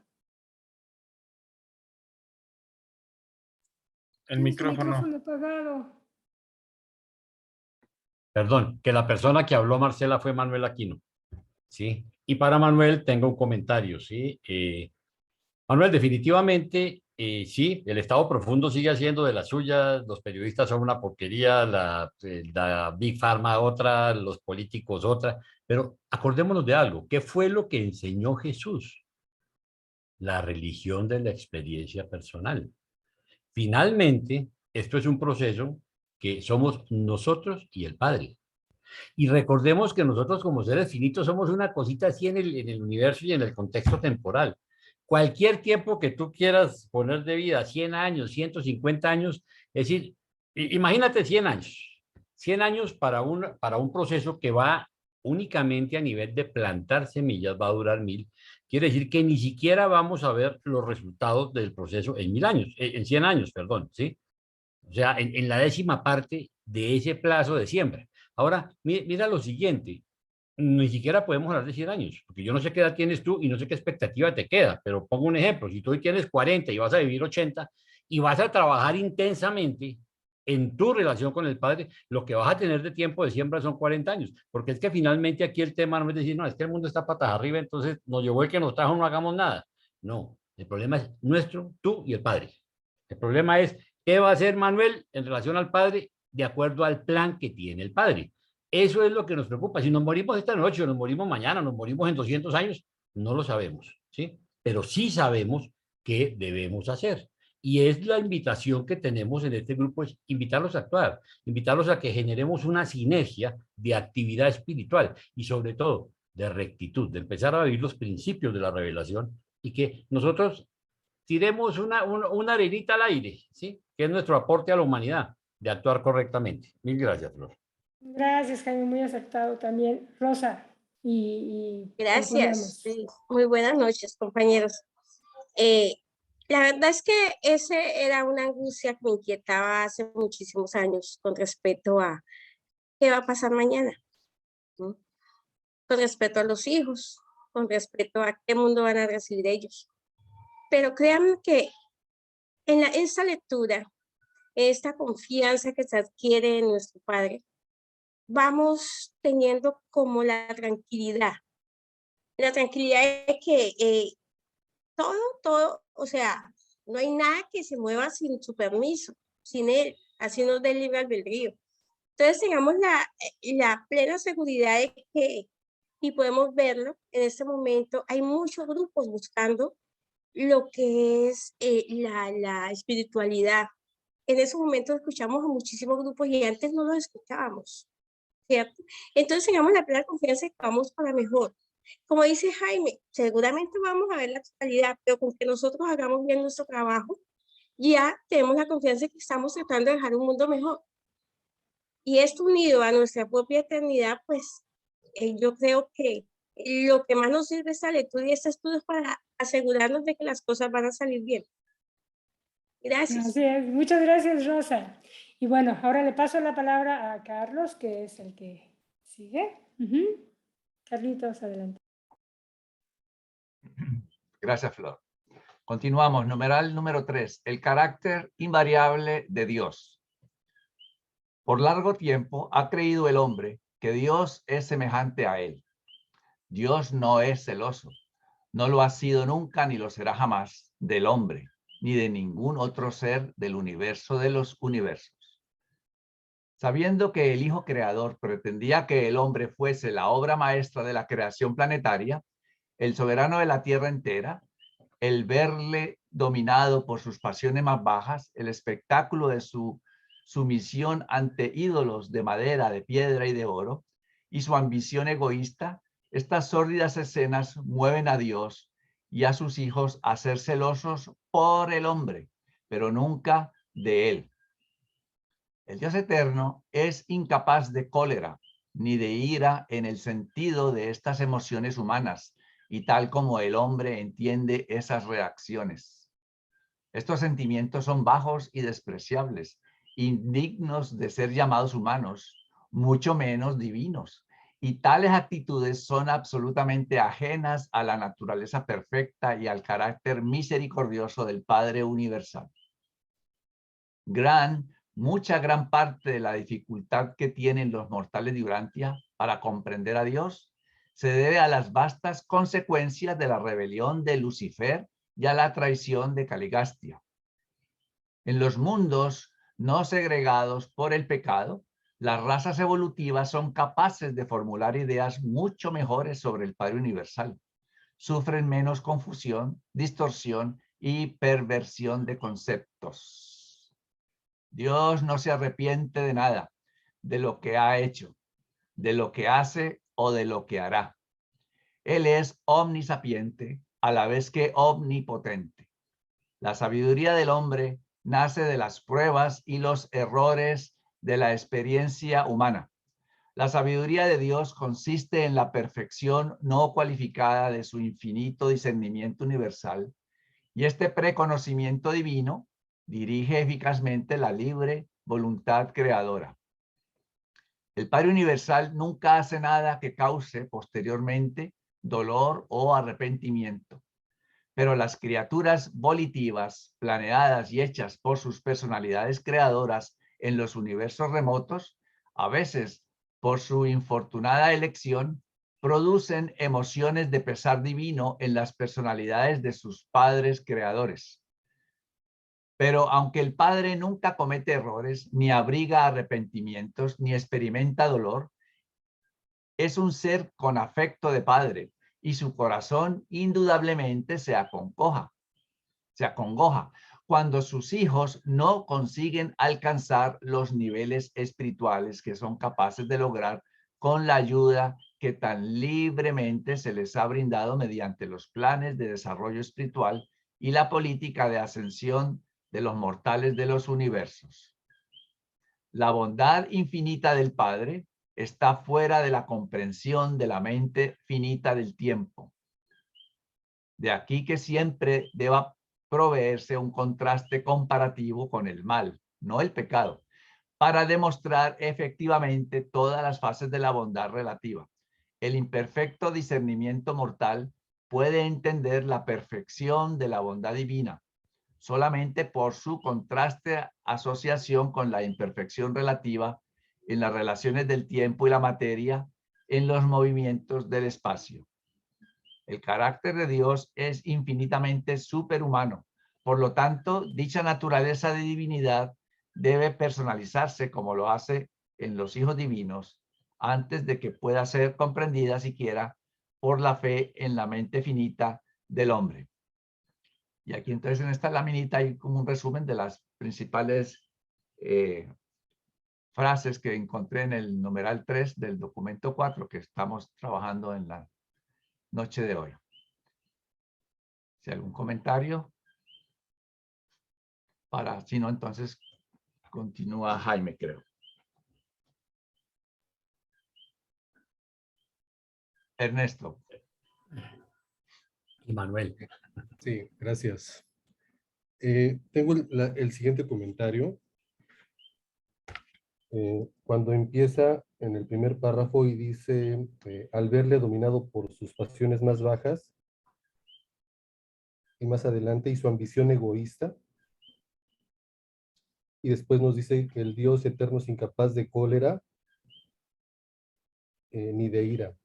Entonces, bueno, aquí me llama la atención en el siguiente sentido, porque, bueno, parece ser que los humanos tenemos siempre el eterno problema de ser como muy enojones, y parece ser que el Padre no tiene estas emociones, y luego también mucho se escucha hablar de, antes de conocer el libro de Urantia, yo escuchaba hablar de cómo eliminar el ego, por ejemplo, y en las inevitabilidades, que es del documento anterior, viene como muy bello explicado el por qué tenemos un ego, y entonces no resulta siempre ser como la loca de la casa que hay que exterminar, sino es una parte que está ahí precisamente para tener un contraste y poder elegir pues la vida divina, ¿no? Entonces, bueno, mi reflexión es nada más que finalmente, bueno, el ego no es el monstruo que al menos a mí me habían hecho creer, sino es como una parte que nos ayuda a elegir la vida divina, pero también es, digamos, puede ser un obstáculo cuando este ego se vuelve ambicioso y nos puede llevar a, pues sí, a estos estados de reconocimiento constante, de ira y de cólera. Y entonces creo yo que, retomando esta parte, que Dios no es ni colérico ni iracundo, entonces, bueno, mi reflexión sería, cada vez que tengamos como un momento de ira o de enojo, es como una oportunidad de elegir, ¿no? El camino divino, una oportunidad de trabajar con las inevitabilidades. Ahora sí ya la dije. Bueno, ese era mi comentario. Gracias. Gracias, Ernesto. Manuel. Gracias. Sí, comentar algo, ¿no? Bueno, obviamente acá creo que hace referencia a la Biblia nuevamente, ¿no? Al Antiguo Testamento, cuando se menciona lo de la cólera, lo de esos, que son emociones en realidad humanas, ¿no? Yo había leído también más adelante, y no recuerdo qué documento, que un poquito también se trataba de explicar por qué en algunos momentos en la Biblia se menciona estas características bastante bajas, ¿no? O sea, ni siquiera propias de un hombre, ¿no? Entonces, y acá mencionan a Lucifer, entonces yo decía, yo lo pienso así, ¿no? Pienso que dentro de toda esta manipulación en la que se le hace ver a Dios como un ser imperfecto, esa manipulación, yo creo que no es producto de, o creo que existen dos cosas, ¿no? Uno, producto del mismo hombre que confunde las cosas, ¿ok? Y en su propia rabia de tratar de enseñar de repente algo bueno al hombre, le mete el miedo y la amenaza, pero usando a Dios y obviamente distorsionándolo todo, o sea, por un error humano, y por otro, por Lucifer. O sea, yo creo que también en la Biblia hay cosas distorsionadas, ocasionadas directamente por Lucifer. Ese era mi comentario, no sé si quieren comentarlo. Gracias, gracias Manuel. Pablo, Sí. por favor. Gracias, Carlos. Quería comentar algo sobre lo del ego que estaba hablando ahorita, lo que fue Ernesto, ¿verdad? Me parece. Sí. A ver, quería poner un ejemplo. Imaginemos el hombre primitivo, ¿ok? Y el hombre primitivo, hay 4 personas enfermas en una cueva y está este hombre primitivo sano. Y el hombre que está sano va y caza y trae la presa. Y entonces vamos al ego, al egoísmo total. Él agarra y se come toda la presa él, mientras los demás ven y no comparten nada, ¿sí? Exponiendo a los otros a que se mueran. Vamos al otro extremo. El mismo hombre sano sale, se la trae y se las entrega a los enfermos porque están enfermos, pero él no come, porque piensa que es mejor que ellos se alienten, pero él no come. 2 extremos del caso. Uno en el caso del egoísmo y el otro en el caso del altruismo. Miren lo que nos dicen los reveladores en este sentido. El yo tiene derechos, tanto como los tienen sus prójimos. Ninguno de los dos ha de reclamar exclusivamente la atención y el servicio del individuo. La incapacidad de resolver este problema de origen da origen al tipo más primitivo de los sentimientos humanos de culpa. La felicidad humana se alcanza tan solo cuando el deseo egoísta del yo y el impulso altruista del yo superior, el del ajustador del pensamiento, están coordinados y reconciliados por la voluntad unificada de la personalidad integrante y supervisora. ¿Por qué quiere que se le dé esta cita del documento 103? Porque ni el ego está mal, el yo pide, y el altruismo motiva también a que los demás pidan, porque cuando uno empieza a ver al otro como hermano, entonces sabe que lo que uno quiere para bien hacia uno, también lo desea hacia el otro. Y entonces debe haber, por eso es que es importante la unificación de la personalidad, el equilibrio, el poder someter al yo a eso, pero también en considerar al otro, en el compartir. Era eso que quería contribuir. Gracias.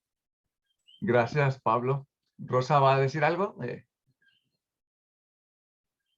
Gracias. Realmente mi comentario iba dirigido pues a los comentarios que hicieron nuestros compañeros, Manuel y sí, sobre ese párrafo que no me llamó mucho la atención porque yo pienso que eso es parte de un proceso evolutivo del hombre también, ¿sí? Que tiene su libertad de escoger y no se debe como tildar como tan severo porque, pero cuando Manuel ya lo dice que viene de la Biblia, entonces ya digo, bueno, sí, esa parte ya es permitida. No sé si me hice entender. Bueno, personalmente no. Perdóneme. Perdón, claro. En este párrafo, que incluso quería pedirte favor que lo volvieras a leer, pero cuando ya los compañeros pues lo mencionaron, ya, sí, ya vi que no era la necesidad. Pienso yo que cuando se habla del hombre de ciertas características que no son adecuadas para el hombre, esas características también son admisibles porque le sirve al hombre como experiencia para mejorar, ¿sí? Entonces, pienso que en ocasiones no deberías como catalogarse tan duramente porque es una fase que también el hombre debe pasar, que esperamos que se pase pues, en estado primitivo, pero que es una fase que es un proceso que el hombre debe hacer. Sí, correcto. Entonces, todas esas emociones son para, en cierta forma debemos utilizarlas como un trampolín que nos ayuden a salir adelante, no dejarnos dominar por ellas. Es como el caso del ego. El ego no es para destruirlo, el ego es para educarlo y adiestrarlo y ponerlo a funcionar a nuestro favor. Es como yo pues Exactamente, pienso, entonces, ¿no? cuando lo leí, entonces sentí como cuando estaba leyendo la Biblia antes en el Antiguo Testamento, que era como, ¿sí? Entonces, de ahí quería hacer mi aportación, pero ya después los compañeros comentaron y dije, no, suficiente aclaración. No, no, sí, pero Gracias. ahora sí quedó claro. Sí. Muy bien, Gracias. pues si no hay nadie más, continúa entonces Continuamos, Jaime. sí.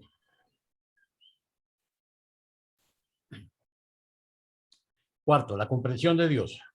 Dios es el único ser estacionario, autocontenido e inmutable en la totalidad del universo de los universos, que no tiene exterior más allá, pasado ni futuro. Dios es energía con propósito, espíritu creador y voluntad absoluta. Y estos atributos son autoexistentes y universales.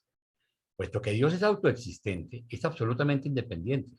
La identidad misma de Dios es opuesta al cambio. Yo, el Señor, no cambio. Dios es inmutable, pero hasta que vosotros no hayáis alcanzado el estado paradisíaco, no podréis siquiera comenzar a comprender cómo Dios puede pasar de la simplicidad a la complejidad. Uy, la grabación se ha detenido. ¿Tú sigues grabando, Carlos? Sí, aquí se ve que sigue grabando, Jaime. Ok. Sí, sí, estoy grabando, sí. Bueno, puesto que Dios, comienzo del 4.2, puesto que Dios autoexistente es absolutamente independiente, la identidad misma de Dios es opuesta al cambio, yo el Señor no cambio, Dios es inmutable, pero hasta que vosotros no hayáis alcanzado el estado paradisíaco, no podréis siquiera comenzar a comprender cómo Dios puede pasar de la simplicidad a la complejidad, de la identidad a la variación, de la inmovilidad al movimiento, de la infinidad a la finitud, de lo divino a lo humano, y de la unidad a la dualidad y a la trinidad. Así pues, Dios puede modificar las manifestaciones de su absolutez, porque la inmutabilidad divina no implica inmovilidad. Dios tiene voluntad, Él es la voluntad. Dios es el ser de autodeterminación absoluta. No hay límites a sus reacciones en el universo, salvo aquellas que son impuestas por Él mismo, y las acciones de su libre albedrío están condicionadas solamente por las cualidades divinas y los atributos perfectos que caracterizan intrínsecamente su naturaleza eterna. Por lo tanto, Dios se relaciona con el universo como el ser de bondad final y de voluntad libre de infinita creatividad. El Padre Absoluto es el creador del universo central y perfecto. El Padre de todos los otros creadores. Dios comparte con el hombre y otros seres la personalidad, la bondad y otras numerosas características, pero la infinidad de voluntad es suya sola. Dios está limitado en sus actos creadores solo por los sentimientos de su naturaleza eterna y por los dictados de su infinita sabiduría. Dios personalmente elige solo lo que es infinitamente perfecto. De aquí la perfección excelsa del universo central. Y aún que los hijos creadores, y aunque los hijos creadores comparten plenamente su divinidad, incluso fases de su absolutez, no están completamente limitados por esa finalidad de sabiduría que dirige la voluntad infinita del Padre. En consecuencia, en la orden de filiación Micael, la libre voluntad creativa se hace todavía más activa, completamente divina y casi última, sino absoluta. El Padre es infinito, eterno, pero negar la posibilidad de su autolimitación volitiva llevaría a la negación del concepto mismo de su absolutez volicional. La absolutez de Dios penetra los 7 niveles de la realidad universal. La totalidad de esta naturaleza absoluta está sujeta a la relación del creador con su familia de criaturas en el universo. La precisión puede caracterizar la justicia trinitaria en el universo de los universos, pero en todas sus vastas relaciones de familia con las criaturas del tiempo, el Dios de los universos es gobernado por el sentimiento divino. En primer y último término, eternamente, el Dios infinito es un Padre. De todos los títulos posibles por los cuales podría ser conocido con propiedad, he sido instruido a describir al Dios de toda la creación como el Padre universal. Y aquí pues traemos los 7 niveles de la realidad universal para que los tengamos presentes, porque son complejos, pero tenemos que tenerlos en perspectiva. Son los finitos incompletos, finitos máximos, trascendentales, últimos, coabsolutos, absolutos e infinidad. Vale la pena que los miren, no se rompan mucho la cabeza, los vamos a ir desarrollando en la medida que vayamos a avanzar. En Dios el Padre, las acciones de su libre voluntad no están regidas por el poder, ni están orientadas solamente por el intelecto. La personalidad divina está definida como consistente en espíritu y manifestándose a los universos como amor. Por tanto, en sus relaciones personales con las personalidades de las criaturas de los universos, La primera fuente y centro es siempre y permanentemente un padre amante. Dios es un padre en la más elevada acepción del término. Está eternamente motivado por el perfecto idealismo del amor divino. Y esa tierna naturaleza encuentra su expresión más robusta y su satisfacción más grande en amar y ser amado. En la ciencia, Dios es la primera causa. En la religión, el Padre universal y amante en la filosofía, el único ser que exige por sí mismo que no depende de ningún otro ser para existir, sino que magnánimamente les confiere la realidad de existencia a todas las cosas y todos los otros seres. Pero hace falta la revelación para mostrar que la primera causa de la ciencia y la unidad autoexistente de la filosofía son el Dios de la religión, pleno de misericordia y bondad y comprometido a realizar la eterna supervivencia de sus hijos en la tierra. Anhelamos el concepto del infinito, pero adoramos la experiencia e idea de Dios. Nuestra capacidad de percibir en cualquier momento y lugar los factores de personalidad y divinidad de nuestro concepto más elevado de la deidad, la conciencia de una vida humana victoriosa en la tierra, nace de esa fe de la criatura que se atreve a desafiar cada recurrente episodio de la existencia cuando se enfrenta con el pavoroso espectáculo de las limitaciones humanas, con la firme declaración: aunque yo no pueda hacer esto, en mí vive alguien que puede y que lo hará, una parte del Padre absoluto del universo de los universos. Y esta es la victoria que sobrecoge al mundo, aún vuestra fe. Miren ustedes, la conclusión para mí es la parte más linda en este documento, ¿sí? En este numeral, perdón, de comprender a Dios. Dios es un Padre y es un Padre amoroso, ¿sí? Yo creo que eso nos basta y nos sobra, ¿sí? Nosotros el simple hecho de saber que tenemos un Padre amoroso y no el concepto antiguo del Dios vengativo y furibundo, eso cambia completamente la perspectiva nuestra de aquí en adelante. No sé si tengan algún comentario.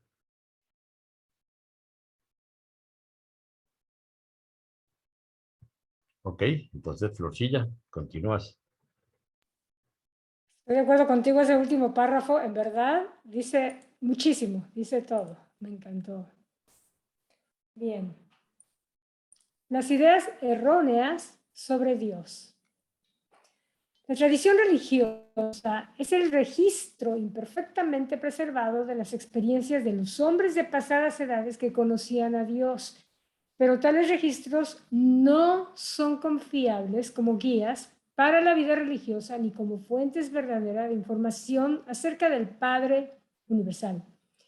Invariablemente se han alterado estas creencias antiguas por el hecho de que el hombre primitivo era un fabricante de mitos. Una de las fuentes principales de confusión en Urantia respecto a la naturaleza de Dios proviene de que vuestros libros sagrados no fueron capaces de distinguir claramente entre las personalidades de la Trinidad del paraíso, entre la deidad paradisíaca, los creadores y administradores del universo local. Aquí vemos que la Trinidad del Paraíso, uno de los principales choques que yo creo que tenemos todos los que llegamos al libro de Urantia es cuando entendemos, cuando nos damos cuenta de que Jesús, nuestro Jesús, no forma parte de la Trinidad del Paraíso. Creo que eso nos ocasiona un grave conflicto al principio, pero cuando después entendemos que nuestro Jesús es un hijo creador y es maravilloso, ahí se lima cualquier sensación incómoda que podamos tener. Durante las pasadas dispensaciones de comprensión parcial, vuestros sacerdotes y profetas fueron incapaces de distinguir entre los príncipes planetarios, los soberanos de los sistemas, los padres de las constelaciones, los hijos creadores, los gobernantes de los superuniversos, el Ser Supremo y el Padre Universal.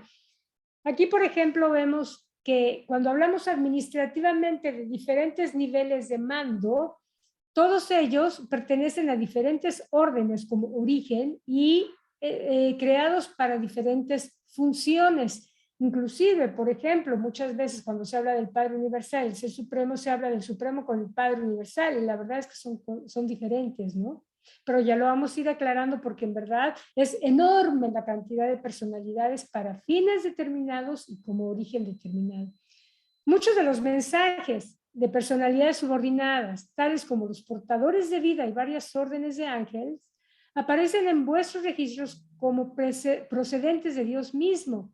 Aquí nos aclaran. Recuerden que en la clase pasada vimos que Dios está en el paraíso y que de ahí no se puede mover. Entonces Dios no puede salirse del paraíso para venirle a hablar a alguien a este planeta, porque en él confluye toda la energía y gravedad del gran universo. Si se mueve de ahí, se crea un pandemonio universal. Pero han sido otras personalidades derivadas de él quienes han dado los mensajes, y aquí nos dicen claramente, pueden ser portadores de vida o ángeles. Bueno, el pensamiento religioso en Urantia aún confunde las personalidades asociadas de la deidad con el propio Padre Universal, de manera que se incluyen todos bajo un solo apelativo. Y aquí, si recordamos, el libro de Urantia empieza hablando que en nuestro mundo hay una gran confusión sobre Dios, deidad y divinidad. A eso se refieren aquí también. El pueblo de Urantia sigue padeciendo la influencia de los conceptos primitivos de Dios. Los dioses desencadenados en la tormenta, que hacen temblar la tierra en su cólera y destruyen a los hombres en su ira, que manifiestan su descontento con carestías e inundaciones. Estos son los dioses de la religión primitiva, no son los dioses que viven y rigen los universos. Estos conceptos son una reliquia de los tiempos en que los hombres suponían que el universo estaba sujeto a caprichos y al dominio de estos dioses imaginarios. Pero el hombre mortal está comenzando a darse cuenta que vive en un dominio de relativa ley y orden en lo concerniente a las directrices administrativas y a la conducta de los creadores supremos y de los controladores supremos. La idea bárbara de apaciguar a un Dios airado, de propiciar a un Señor ofendido, de ganar el favor de la deidad mediante sacrificios y penitencias e incluso con el derramamiento de sangre, representa una religión completamente pueril y primitiva, una filosofía indigna de una época esclarecida de ciencia y de verdad, o sea, de hoy. No podemos seguir con este tipo de pensamientos hoy.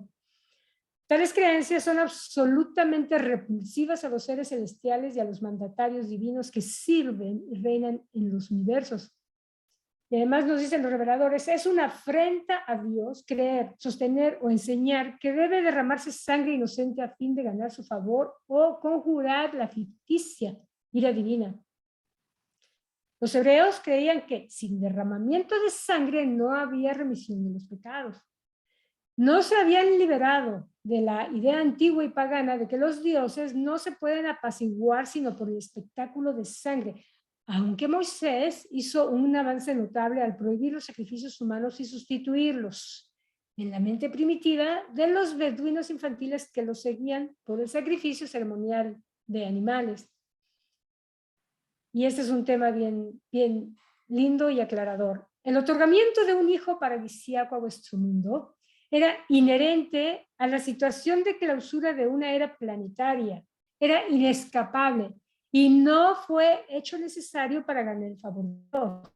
Esta encarnación resulta ser también el último acto personal de un hijo creador en la larga aventura de obtener la soberanía experiencial de su universo. Y nos dicen los reveladores lo siguiente. ¡Qué distorsión del carácter infinito de Dios! Esta doctrina de que su corazón paterno en toda su austera frialdad y dureza permanecía tan indiferente ante los infortunios y penas de sus criaturas, que sus tiernas misericordias no se derramaron sino cuando vio a su hijo inocente, sangrante y moribundo en la cruz del Calvario. Es una pena que aún seguimos pensando eso. Eso lo tenemos que cambiar. Pero los habitantes de Urantia han de llegar a liberarse de estos antiguos errores y de estas supersticiones paganas respecto a la naturaleza del Padre Universal. La revelación de la verdad acerca de Dios está comenzando a aparecer y la raza humana está destinada a conocer al Padre Universal en toda esa belleza de carácter y hermosura de atributos que tan magistralmente describió el Hijo Creador que residió en Urantia como el Hijo del Hombre y el Hijo de Dios. Documento presentado por un consejero divino de Ubersa. Y este documento, bueno, fue presentado por el consejero divino de Ubersa, y como dice Carlos y siempre aclara, y elaborado por Paulita Padilla, Jaime Rey Albornoz, Carlos García y deja de compartir. Creo que está bastante claro de qué es lo que debemos empezar a pensar y compartir en la medida de lo posible para que eventualmente logremos poner en la mente de todos los seres humanos que tenemos un Dios de amor, un Dios que nos ama y que no hay nadie que haya nacido con un supuesto pecado original, ni que Dios nos ama tanto que mandó a su hijo a que se muriera. No. Todo eso ya no va. Y a nosotros nos toca empezar a cambiar, a modificar eso. En la medida de lo posible, claro, porque a veces no es fácil. Adelante, Jaime. A ver, yo creo que uno de los temas más conflictivos, tal vez que puede traer Urantia, a los que venimos de religiones cristianas, ¿sí? El primero es el cuento de que Jesús no es miembro de la Trinidad, ¿sí? Y el segundo es la expiación. Cuando uno logra entender que la expiación es un mito, no solo cambia la apreciación de todo lo que es la revelación y el evangelio, sino que se cae todo el cristianismo. O sea, si ustedes le quitan la expiación al cristianismo, se cae el cristianismo como lo conocemos. Entonces, la pregunta es uno miércoles, ¿en qué he estado creyendo toda la vida? Estoy creyendo en un Dios que no es, y estoy creyendo en un concepto ridículo y aparte que no tiene nada que ver, ¿sí? De hecho, necesitamos un Dios sobornable. Entonces, cuando uno logra entender eso, realmente el cambio es radical, pero es importantísimo que tengamos claridad, porque a partir de aquí comienza una relación sensacional con el Padre. Gracias, Flor. Gracias a ti, Jaime. Luisito Villamizar, adelante. Sí, buenas tardes. No, yo pensando en todas estas falsas ideas que tenemos de Dios, sobre todo las que tenemos nosotros los occidentales, porque traemos la Biblia, ¿no? Supongo que los budistas, los musulmanes tienen más errores todavía que nosotros en cuanto a la creencia, a las creencias que tenemos de Dios. Ahora yo me pregunto de dónde nacieron esas creencias, y pienso que cuando ocurrió la rebelión y muchos de los 100 de Caligastia se pasaron al bando rebelde y salieron por el mundo, fueron considerados dioses. Y dioses con estas características negativas. Porque si son rebeldes, no era la bondad y el amor lo que los inundaba.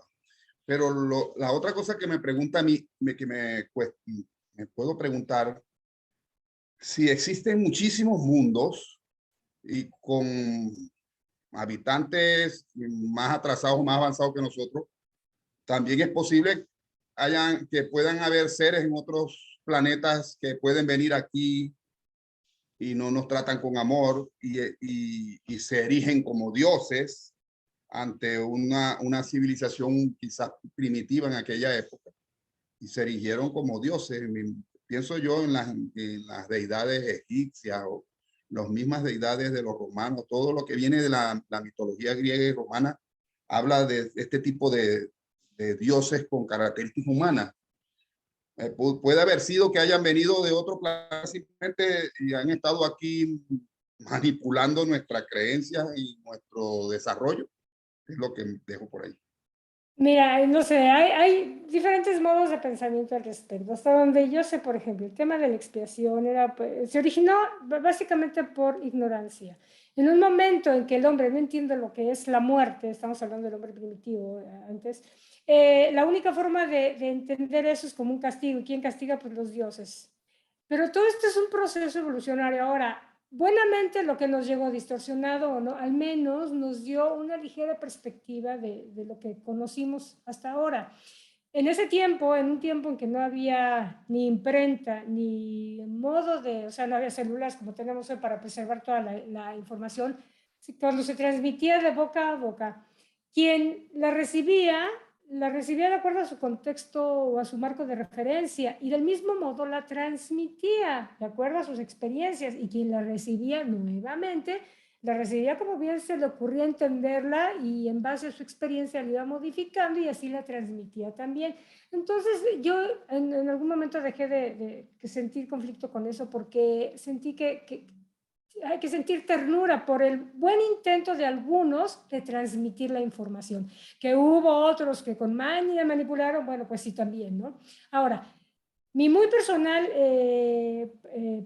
opinión respecto a que si vinieron de otros mundos, o sea, mira, yo creo que con la rebelión y con Caligastia fue suficiente para modificar demasiado todo.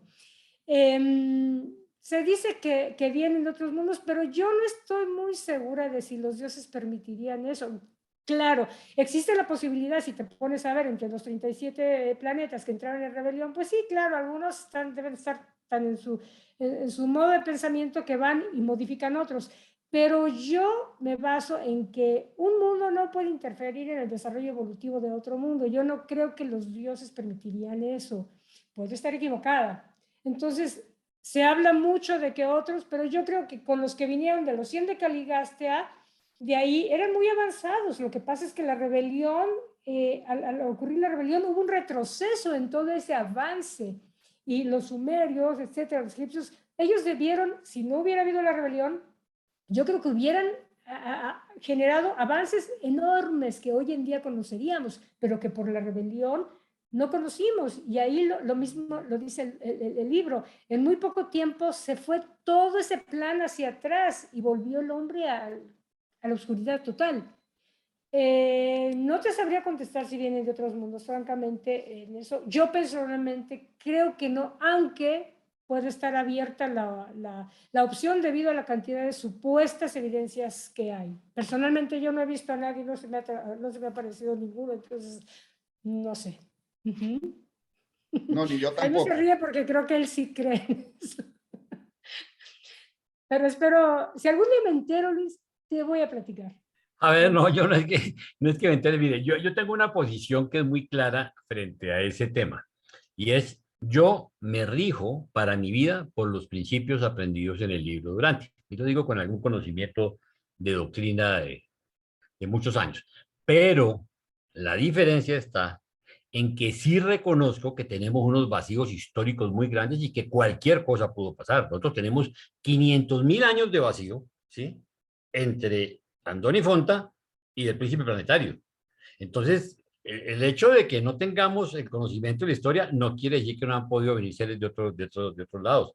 No quiere decir que antes de que la Tierra fuera habitada también hubiera sido visitada por otras civilizaciones, que hubieran hecho cosas buenas y cosas malas. O sea, hay un montón de vacíos que yo simplemente tengo mi mente abierta, trato de conocer todo, pero me rijo por los principios de Urantia, ¿sí? O sea, pero sí no desecho esa porque tenemos vacíos históricos y unos vacíos impresionantes. O sea, ¿quién puede negar la Atlántida? ¿Quién puede negar Lemuria? ¿Quién puede negar el continente de Mu? ¿Quién puede negar Tartaria? O sea, lo que pasa es que nosotros no estudiamos, que es otra cosa, ¿sí? Pero hay una cantidad de información que existe. Algo hay. O sea, hay mucha más información que si los reveladores hoy no nos la han dado con la misma claridad con que nos dieron el libro de Urantia, es porque consideran que no es relevante en este momento de nuestro progreso. Pero acuérdense de una frase, no hay nada oculto bajo el sol, tarde que temprano conoceremos esa información. ¿Sí? Ahora, Pero lo por que el sí momento, es cierto... no nos desgastemos en eso. No, lo que sí es cierto es que han venido estudiantes de otros mundos o del mismo sistema o de las constelaciones a estudiar nuestro mundo, pero son seres que no podemos ver. Y vienen con otros fines, con otros propósitos, ¿no? No con estar interfiriendo en nuestra evolución. Manuel, adelante. Gracias, Florcita. Sí, totalmente de acuerdo con lo que dice Jaime. Además, yo creo, y tengo dos preguntas, pero solamente un comentario sobre lo que decían. Yo creo que toda la historia ha sido manipulada. O sea, vemos ahorita actualmente lo que hacen y vemos de que incluso la misma iglesia se prestó, la iglesia cristiana me refiero, se prestó para borrar mucha de esta información que dicen que está en el Vaticano, yo no lo sé, pero sí, toda esta información ha sido manipulada. Todo lo que sabemos ahora seguramente también está manipulado. O sea, no sabemos realmente qué poder esperar. Estoy de acuerdo con Jaime, no sabemos, o sea, todo está manipulado, toda la historia está manipulada. Y volviendo ya, y sí pueden haber venido seguramente, el universo, como lo dice el mismo libro, está lleno de vida, y Dios es amor. O sea, ¿por qué no podríamos pensar que tenemos más hermanos no solamente en este sistema solar, sino en cualquier otra estrella? O sea, totalmente posible. Y no sé por qué, y esa es una pregunta que ya suelto para el final, que no estaba pensada, pero que es, ¿qué objetivo tiene ocultarnos eso? Eso es una pregunta que yo dejo al aire. ¿Qué objetivo tiene ocultarnos eso? No sé si es porque no debamos saberlo, no es el momento de saberlo. No sé, yo siento que hay algo detrás de todo eso, de todas maneras. Ya, volviendo a mis preguntas que están relacionadas a este capítulo 1. Uno es, yo creo que la manipulación de lo que es Dios, y Dios es amor, totalmente de acuerdo, se sigue dando. O sea, no solamente está en la Biblia o en documentos antiguos, esa manipulación se sigue dando actualmente. Entonces yo pregunto, ¿quién está haciendo eso actualmente? Supuestamente la rebelión esta fue derrotada, pero yo sinceramente de verdad casi todos los días pienso si realmente fue así o no. Y la segunda pregunta que en realidad ya sería más genérica de este documento y en realidad el libro, es ¿por qué hacer tanta distinción entre todos los roles o todas las personalidades que existen? Acá se habla mucho de las personalidades nuevamente, ¿no? Entonces, ¿por qué hacer tantas veces esa distinción? ¿Por qué? ¿Cuál es el sentido? Todavía no lo proceso en mi cabeza, discúlpenme. ¿Por qué hacer toda esa distinción de las personalidades? Yo siento que, no sé, desde mi punto de vista no lo veo necesario para entender qué es Dios. Gracias. Bien. No, totalmente excelentes tus preguntas. Y son preguntas muy lógicas, porque estamos acostumbrados a conocer Dios, o sea, la Trinidad, ¿no? El Padre, el Hijo, el Espíritu, el Hijo como lo conocíamos, ¿no? Padre, Hijo, Espíritu, y después de ahí angelitos, querubines, Gabriel y, bueno, Jesús. Y párale de contar. O sea, ¿cuántas personalidades conocíamos en realidad? Pero imagínate, en un universo tan vasto, obviamente se necesitan un mundo de personalidades para diferentes funciones. Y lo vas a ver, yo sé que aunque cause conflicto ahorita, lo vas a ir entendiendo poco a poco. Cuando tengas la película completa te vas a dar cuenta.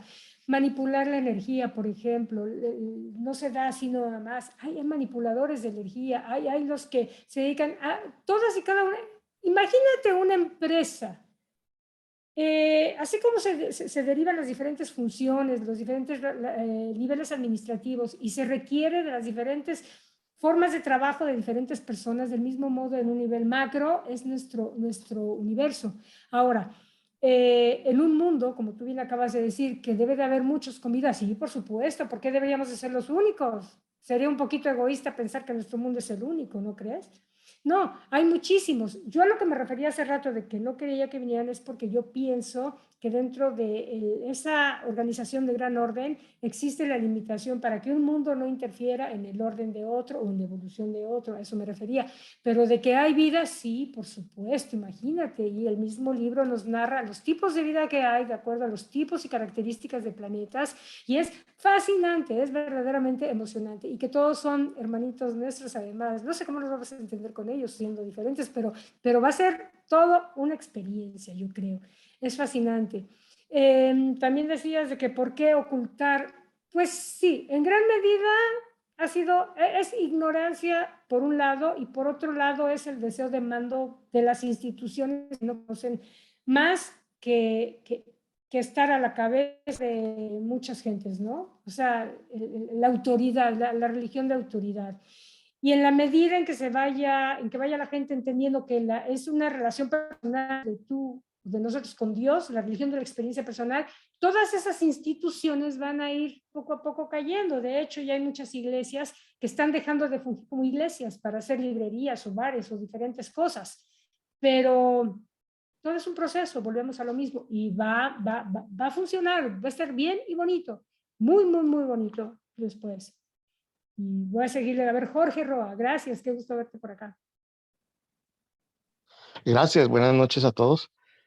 Quisiera hacer un aporte acerca de la pregunta que hizo Carlos, creo que fue, que sobre los visitantes. El libro de Urantia, en la parte donde habla más adelante de los Adanes y las Evas, implícitamente lo está diciendo cuando dice que se posó el transporte seráfico en el jardín. Ahí está describiendo claramente cómo, sí, ellos vienen de nosotros somos híbridos, somos una raza que somos mezclados con los hijos con los elevadores biológicos, ¿no? Entonces dice cómo claramente llegaron el transporte seráfico y se posó, y cómo ellos vinieron de de otros lados y cómo nos han estado visitando. Me imagino que ellos no nos dicen más de los otros visitantes que han venido porque nos confundiría mucho más de la confusión que hay, pero ahí nos están aclarando básicamente que sí, que ellos vienen de otras partes y como asimismo la vida vino y se implantó aquí. Eso es todo lo que quería aclarar. Claro, son administradores que vienen a empezar a organizar y administrar este mundo en su proceso evolucionario, ¿no? Correcto. Gracias, Jorge. Pablo. Gracias, Flor. Contar algunas cosas sobre algunas de las inquietudes que planteó Manuel, como por ejemplo que quién está, ¿por qué pareciera que no estuviesen los líderes, que todavía estuviesen los líderes de la rebelión del planeta? Pero es que tenemos que acordarnos algo, es que todos nosotros tenemos libre albedrío. El hecho de que, por ejemplo, Lucifer, Satanás, todos ellos estén detenidos, otra cosa, nos dicen los reveladores para el año 1934 que Caligastia estaba en el planeta, ¿sí? Pero eso es para ese año, no sabemos si en la actualidad todavía está. Pero aun cuando estuviera, sí nos dicen los reveladores que él no tiene ningún tipo de influencia hacia las personas con mente normal, a menos de que alguien quisiera abrazar sus ideas malignas, ¿no?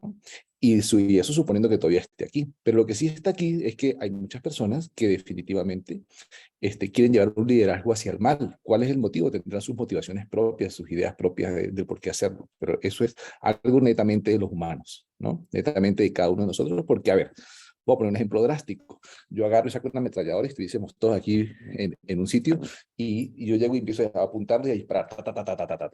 ¿Sí? No va a aparecer un ángel en ese momento que va a decir, no lo hagas. Eso no ocurre, ¿no? Porque estamos ante la normalidad de la vida cotidiana. Desafortunadamente, eso implica el libre albedrío de las personas que a veces tienen mala conducta y se rigen por ella, pues, ¿no? En ese sentido. No es algo que necesariamente tenga que influir el diablo o Satanás, ¿no? Para los que no saben, el diablo es al que relacionamos con Caligastia. Entonces, de hecho, nos dicen los reveladores que muchas veces se hace mucho mal y es muy fácil culpar al diablo porque es más fácil culpar a alguien más y no asumir las culpas propias, ¿no? Es en ese sentido. Con respecto a lo de las personalidades, ¿por qué es importante? Pero es que es súper importante en toda organización. Uno entra a una universidad, por decir algo, a un liceo, y es importante saber quién es el maestro de tal materia, de tal asignatura, quién es el director, quién es el subdirector, cuáles son las funciones que cumplen, porque esa es la manera de poder desenvolverse de manera correcta allí. Según las creencias, por ejemplo, dice que fue Eva, creo que fue, que habló con Dios y le dijo lo del pecado que cometió por haberse comido la manzana, según lo de la Biblia, por ejemplo. Ajá. Pero resulta ser que en el libro Urantia nos enseña primero que no hubo ninguna manzana y que fue Solonia quien le dice a Eva y le dice a Adán la falla en la que incurrieron. Entonces es importante poder definir esos distintos roles y esas distintas personalidades que andan ayudándonos, porque si no, entonces, por ejemplo, cuando a Pedro está preso y le abren la puerta de una celda, cuando alguno de los apóstoles estaba preso y le abren la puerta de una celda, el hecho de saber que en un caso fue un serafín y en otro caso fue un ser intermedio es importante, porque entonces esos fenómenos los atribuían a todos se lo indicaban a Dios. Es que Dios bajó y vino, hizo esto y vino, hizo aquello. Entonces es importante definir los roles, cuáles son las funciones, quiénes están cerca de nosotros, qué hacen y por qué lo hacen, ¿no? Entonces eso en cuanto a la importancia de ver las distintas funciones. Lo otro, cuando tenemos esas características clasificadas en el libro Urantia, podemos saber dirigir, podemos pensar de manera correcta a quién dirigirnos en un caso en particular, por ejemplo. Nos dicen los reveladores, cuando adoramos, en realidad adoramos al Padre Universal, pero cuando oramos, nos dirigimos al Hijo Eterno o al Hijo Creador del universo local, en este caso a Micael de Nevadón o Jesús. Cuando lidiamos con las cosas de nuestra vida, no cotidiana, normal, entonces estamos utilizando los canales hacia los agentes del Espíritu Infinito, es decir, la ministra divina, los serafines, por decir algo. Pero es importante tener la mayor noción posible sobre toda esa clasificación de las personalidades que nos ayudan.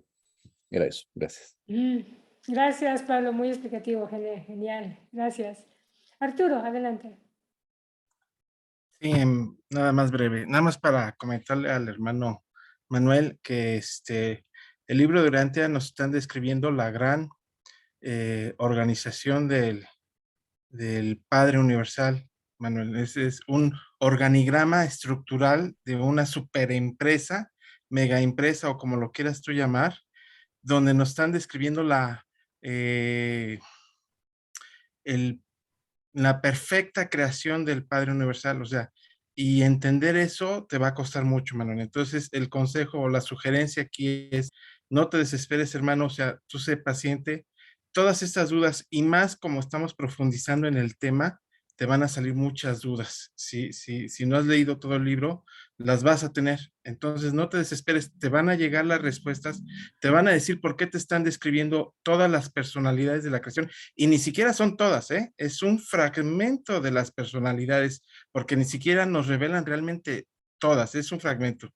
Pero imagínate, yo cuando recomiendo este libro a ciertos hermanos, les digo, imagínense que nos están heredando un conocimiento fuera de este mundo. Todo el conocimiento que tenemos es terrenal, 100% terrenal. Pero imagínate, si de ese conocimiento es mucho, mucho, mucho, imagínate un conocimiento divino de la creación, que nos están dando un privilegio en un libro donde nos están describiendo una pequeña parte de la creación, pero que para nosotros es una inmensidad tremenda, y simplemente asimilar eso en nuestra mente cuesta mucho trabajo, cuesta mucho trabajo. Pero si tú tienes la voluntad de leerlo y aprender de él, y no leerlo nada más una vez, sino profundizar una y dos y tres y estudiar diario y diario y diario, vas a comprender todo lo que el libro te quiere decir. Pero te digo una cosa, no lo vas a aprender ni en una semana, ni en un año, ni en 10 años. O sea, imagínate lo que vas a tardar en asimilar todo ese gran conocimiento. Entonces, no te preocupes si ahorita se te enreda la mente con todos esos conceptos. El libro te va a responder todas esas dudas, pero como vayas avanzando, como vayas evolucionando, cuando vayas alcanzando esa perfección dentro de la medida de tus posibilidades y a tu nivel y a tu pasito. Entonces, no te desesperes de ese lado. Gracias, era lo que quería comentar. Gracias. Gracias, Arturo. De hecho, eventualmente ya les compartiremos, ¿verdad, Jaime? El organigrama o los organigramas de toda la estructura organizacional, de toda la gran creación. Y la verdad es que van a quedar maravillados, y lo van a entender todo, porque verdaderamente la obra de nuestro Padre es sensacional. Y, Jaime, te cedo la palabra. Bueno, no, quiero agradecerles, la verdad que este es un documento maravilloso. Ahora, no se preocupen, lo que pasa es que recuerden que nosotros veníamos de unas creencias etéreas donde no creíamos en nada, porque no teníamos información de nada, nos echaban unos cuenticos, pero no había nada, ¿sí? Que el mundo lo creó el Padre, que era el señor gordito furioso encima de una nube, y lo creó en 6 días, ¿sí? Y así ¿sí? Que el Espíritu Santo era una paloma, ¿sí? Que Jesucristo era el Hijo de la Trinidad. Entonces, imagínense ustedes pasar de eso a que nos hablen de cosmología, de cómo administra Dios la creación, de cuál es la estructura cósmica. Por eso esto no es astronomía, esto es cosmología y es nociones de cosmología, porque no existe forma de tener esta información sino a través de la revelación. Tecnológicamente no podemos hacer absolutamente nada porque acuérdense de algo, nosotros estamos dentro de la empresa, no vemos la empresa desde arriba o desde los lados. Entonces, cualquier perspectiva que tengamos de la información del cosmos es incompleta, ¿sí? Entonces, la única forma es la revelación. Entonces, no se preocupen por eso, que de verdad que esto va a ser un viaje maravilloso con ustedes. Les agradezco mucho su tiempo. Carlitos, usted manda, le toca cerrar la sesión porque... no, yo cierro la sesión, pero usted cierra la grabación, ¿ok? Y no se olvide mandármela porque aquí algo pasó con el mío. Ok, está bien. Mil gracias a todos y nos vemos dentro de 8 días. Ok. Muchas gracias. Feliz noche. Feliz tarde.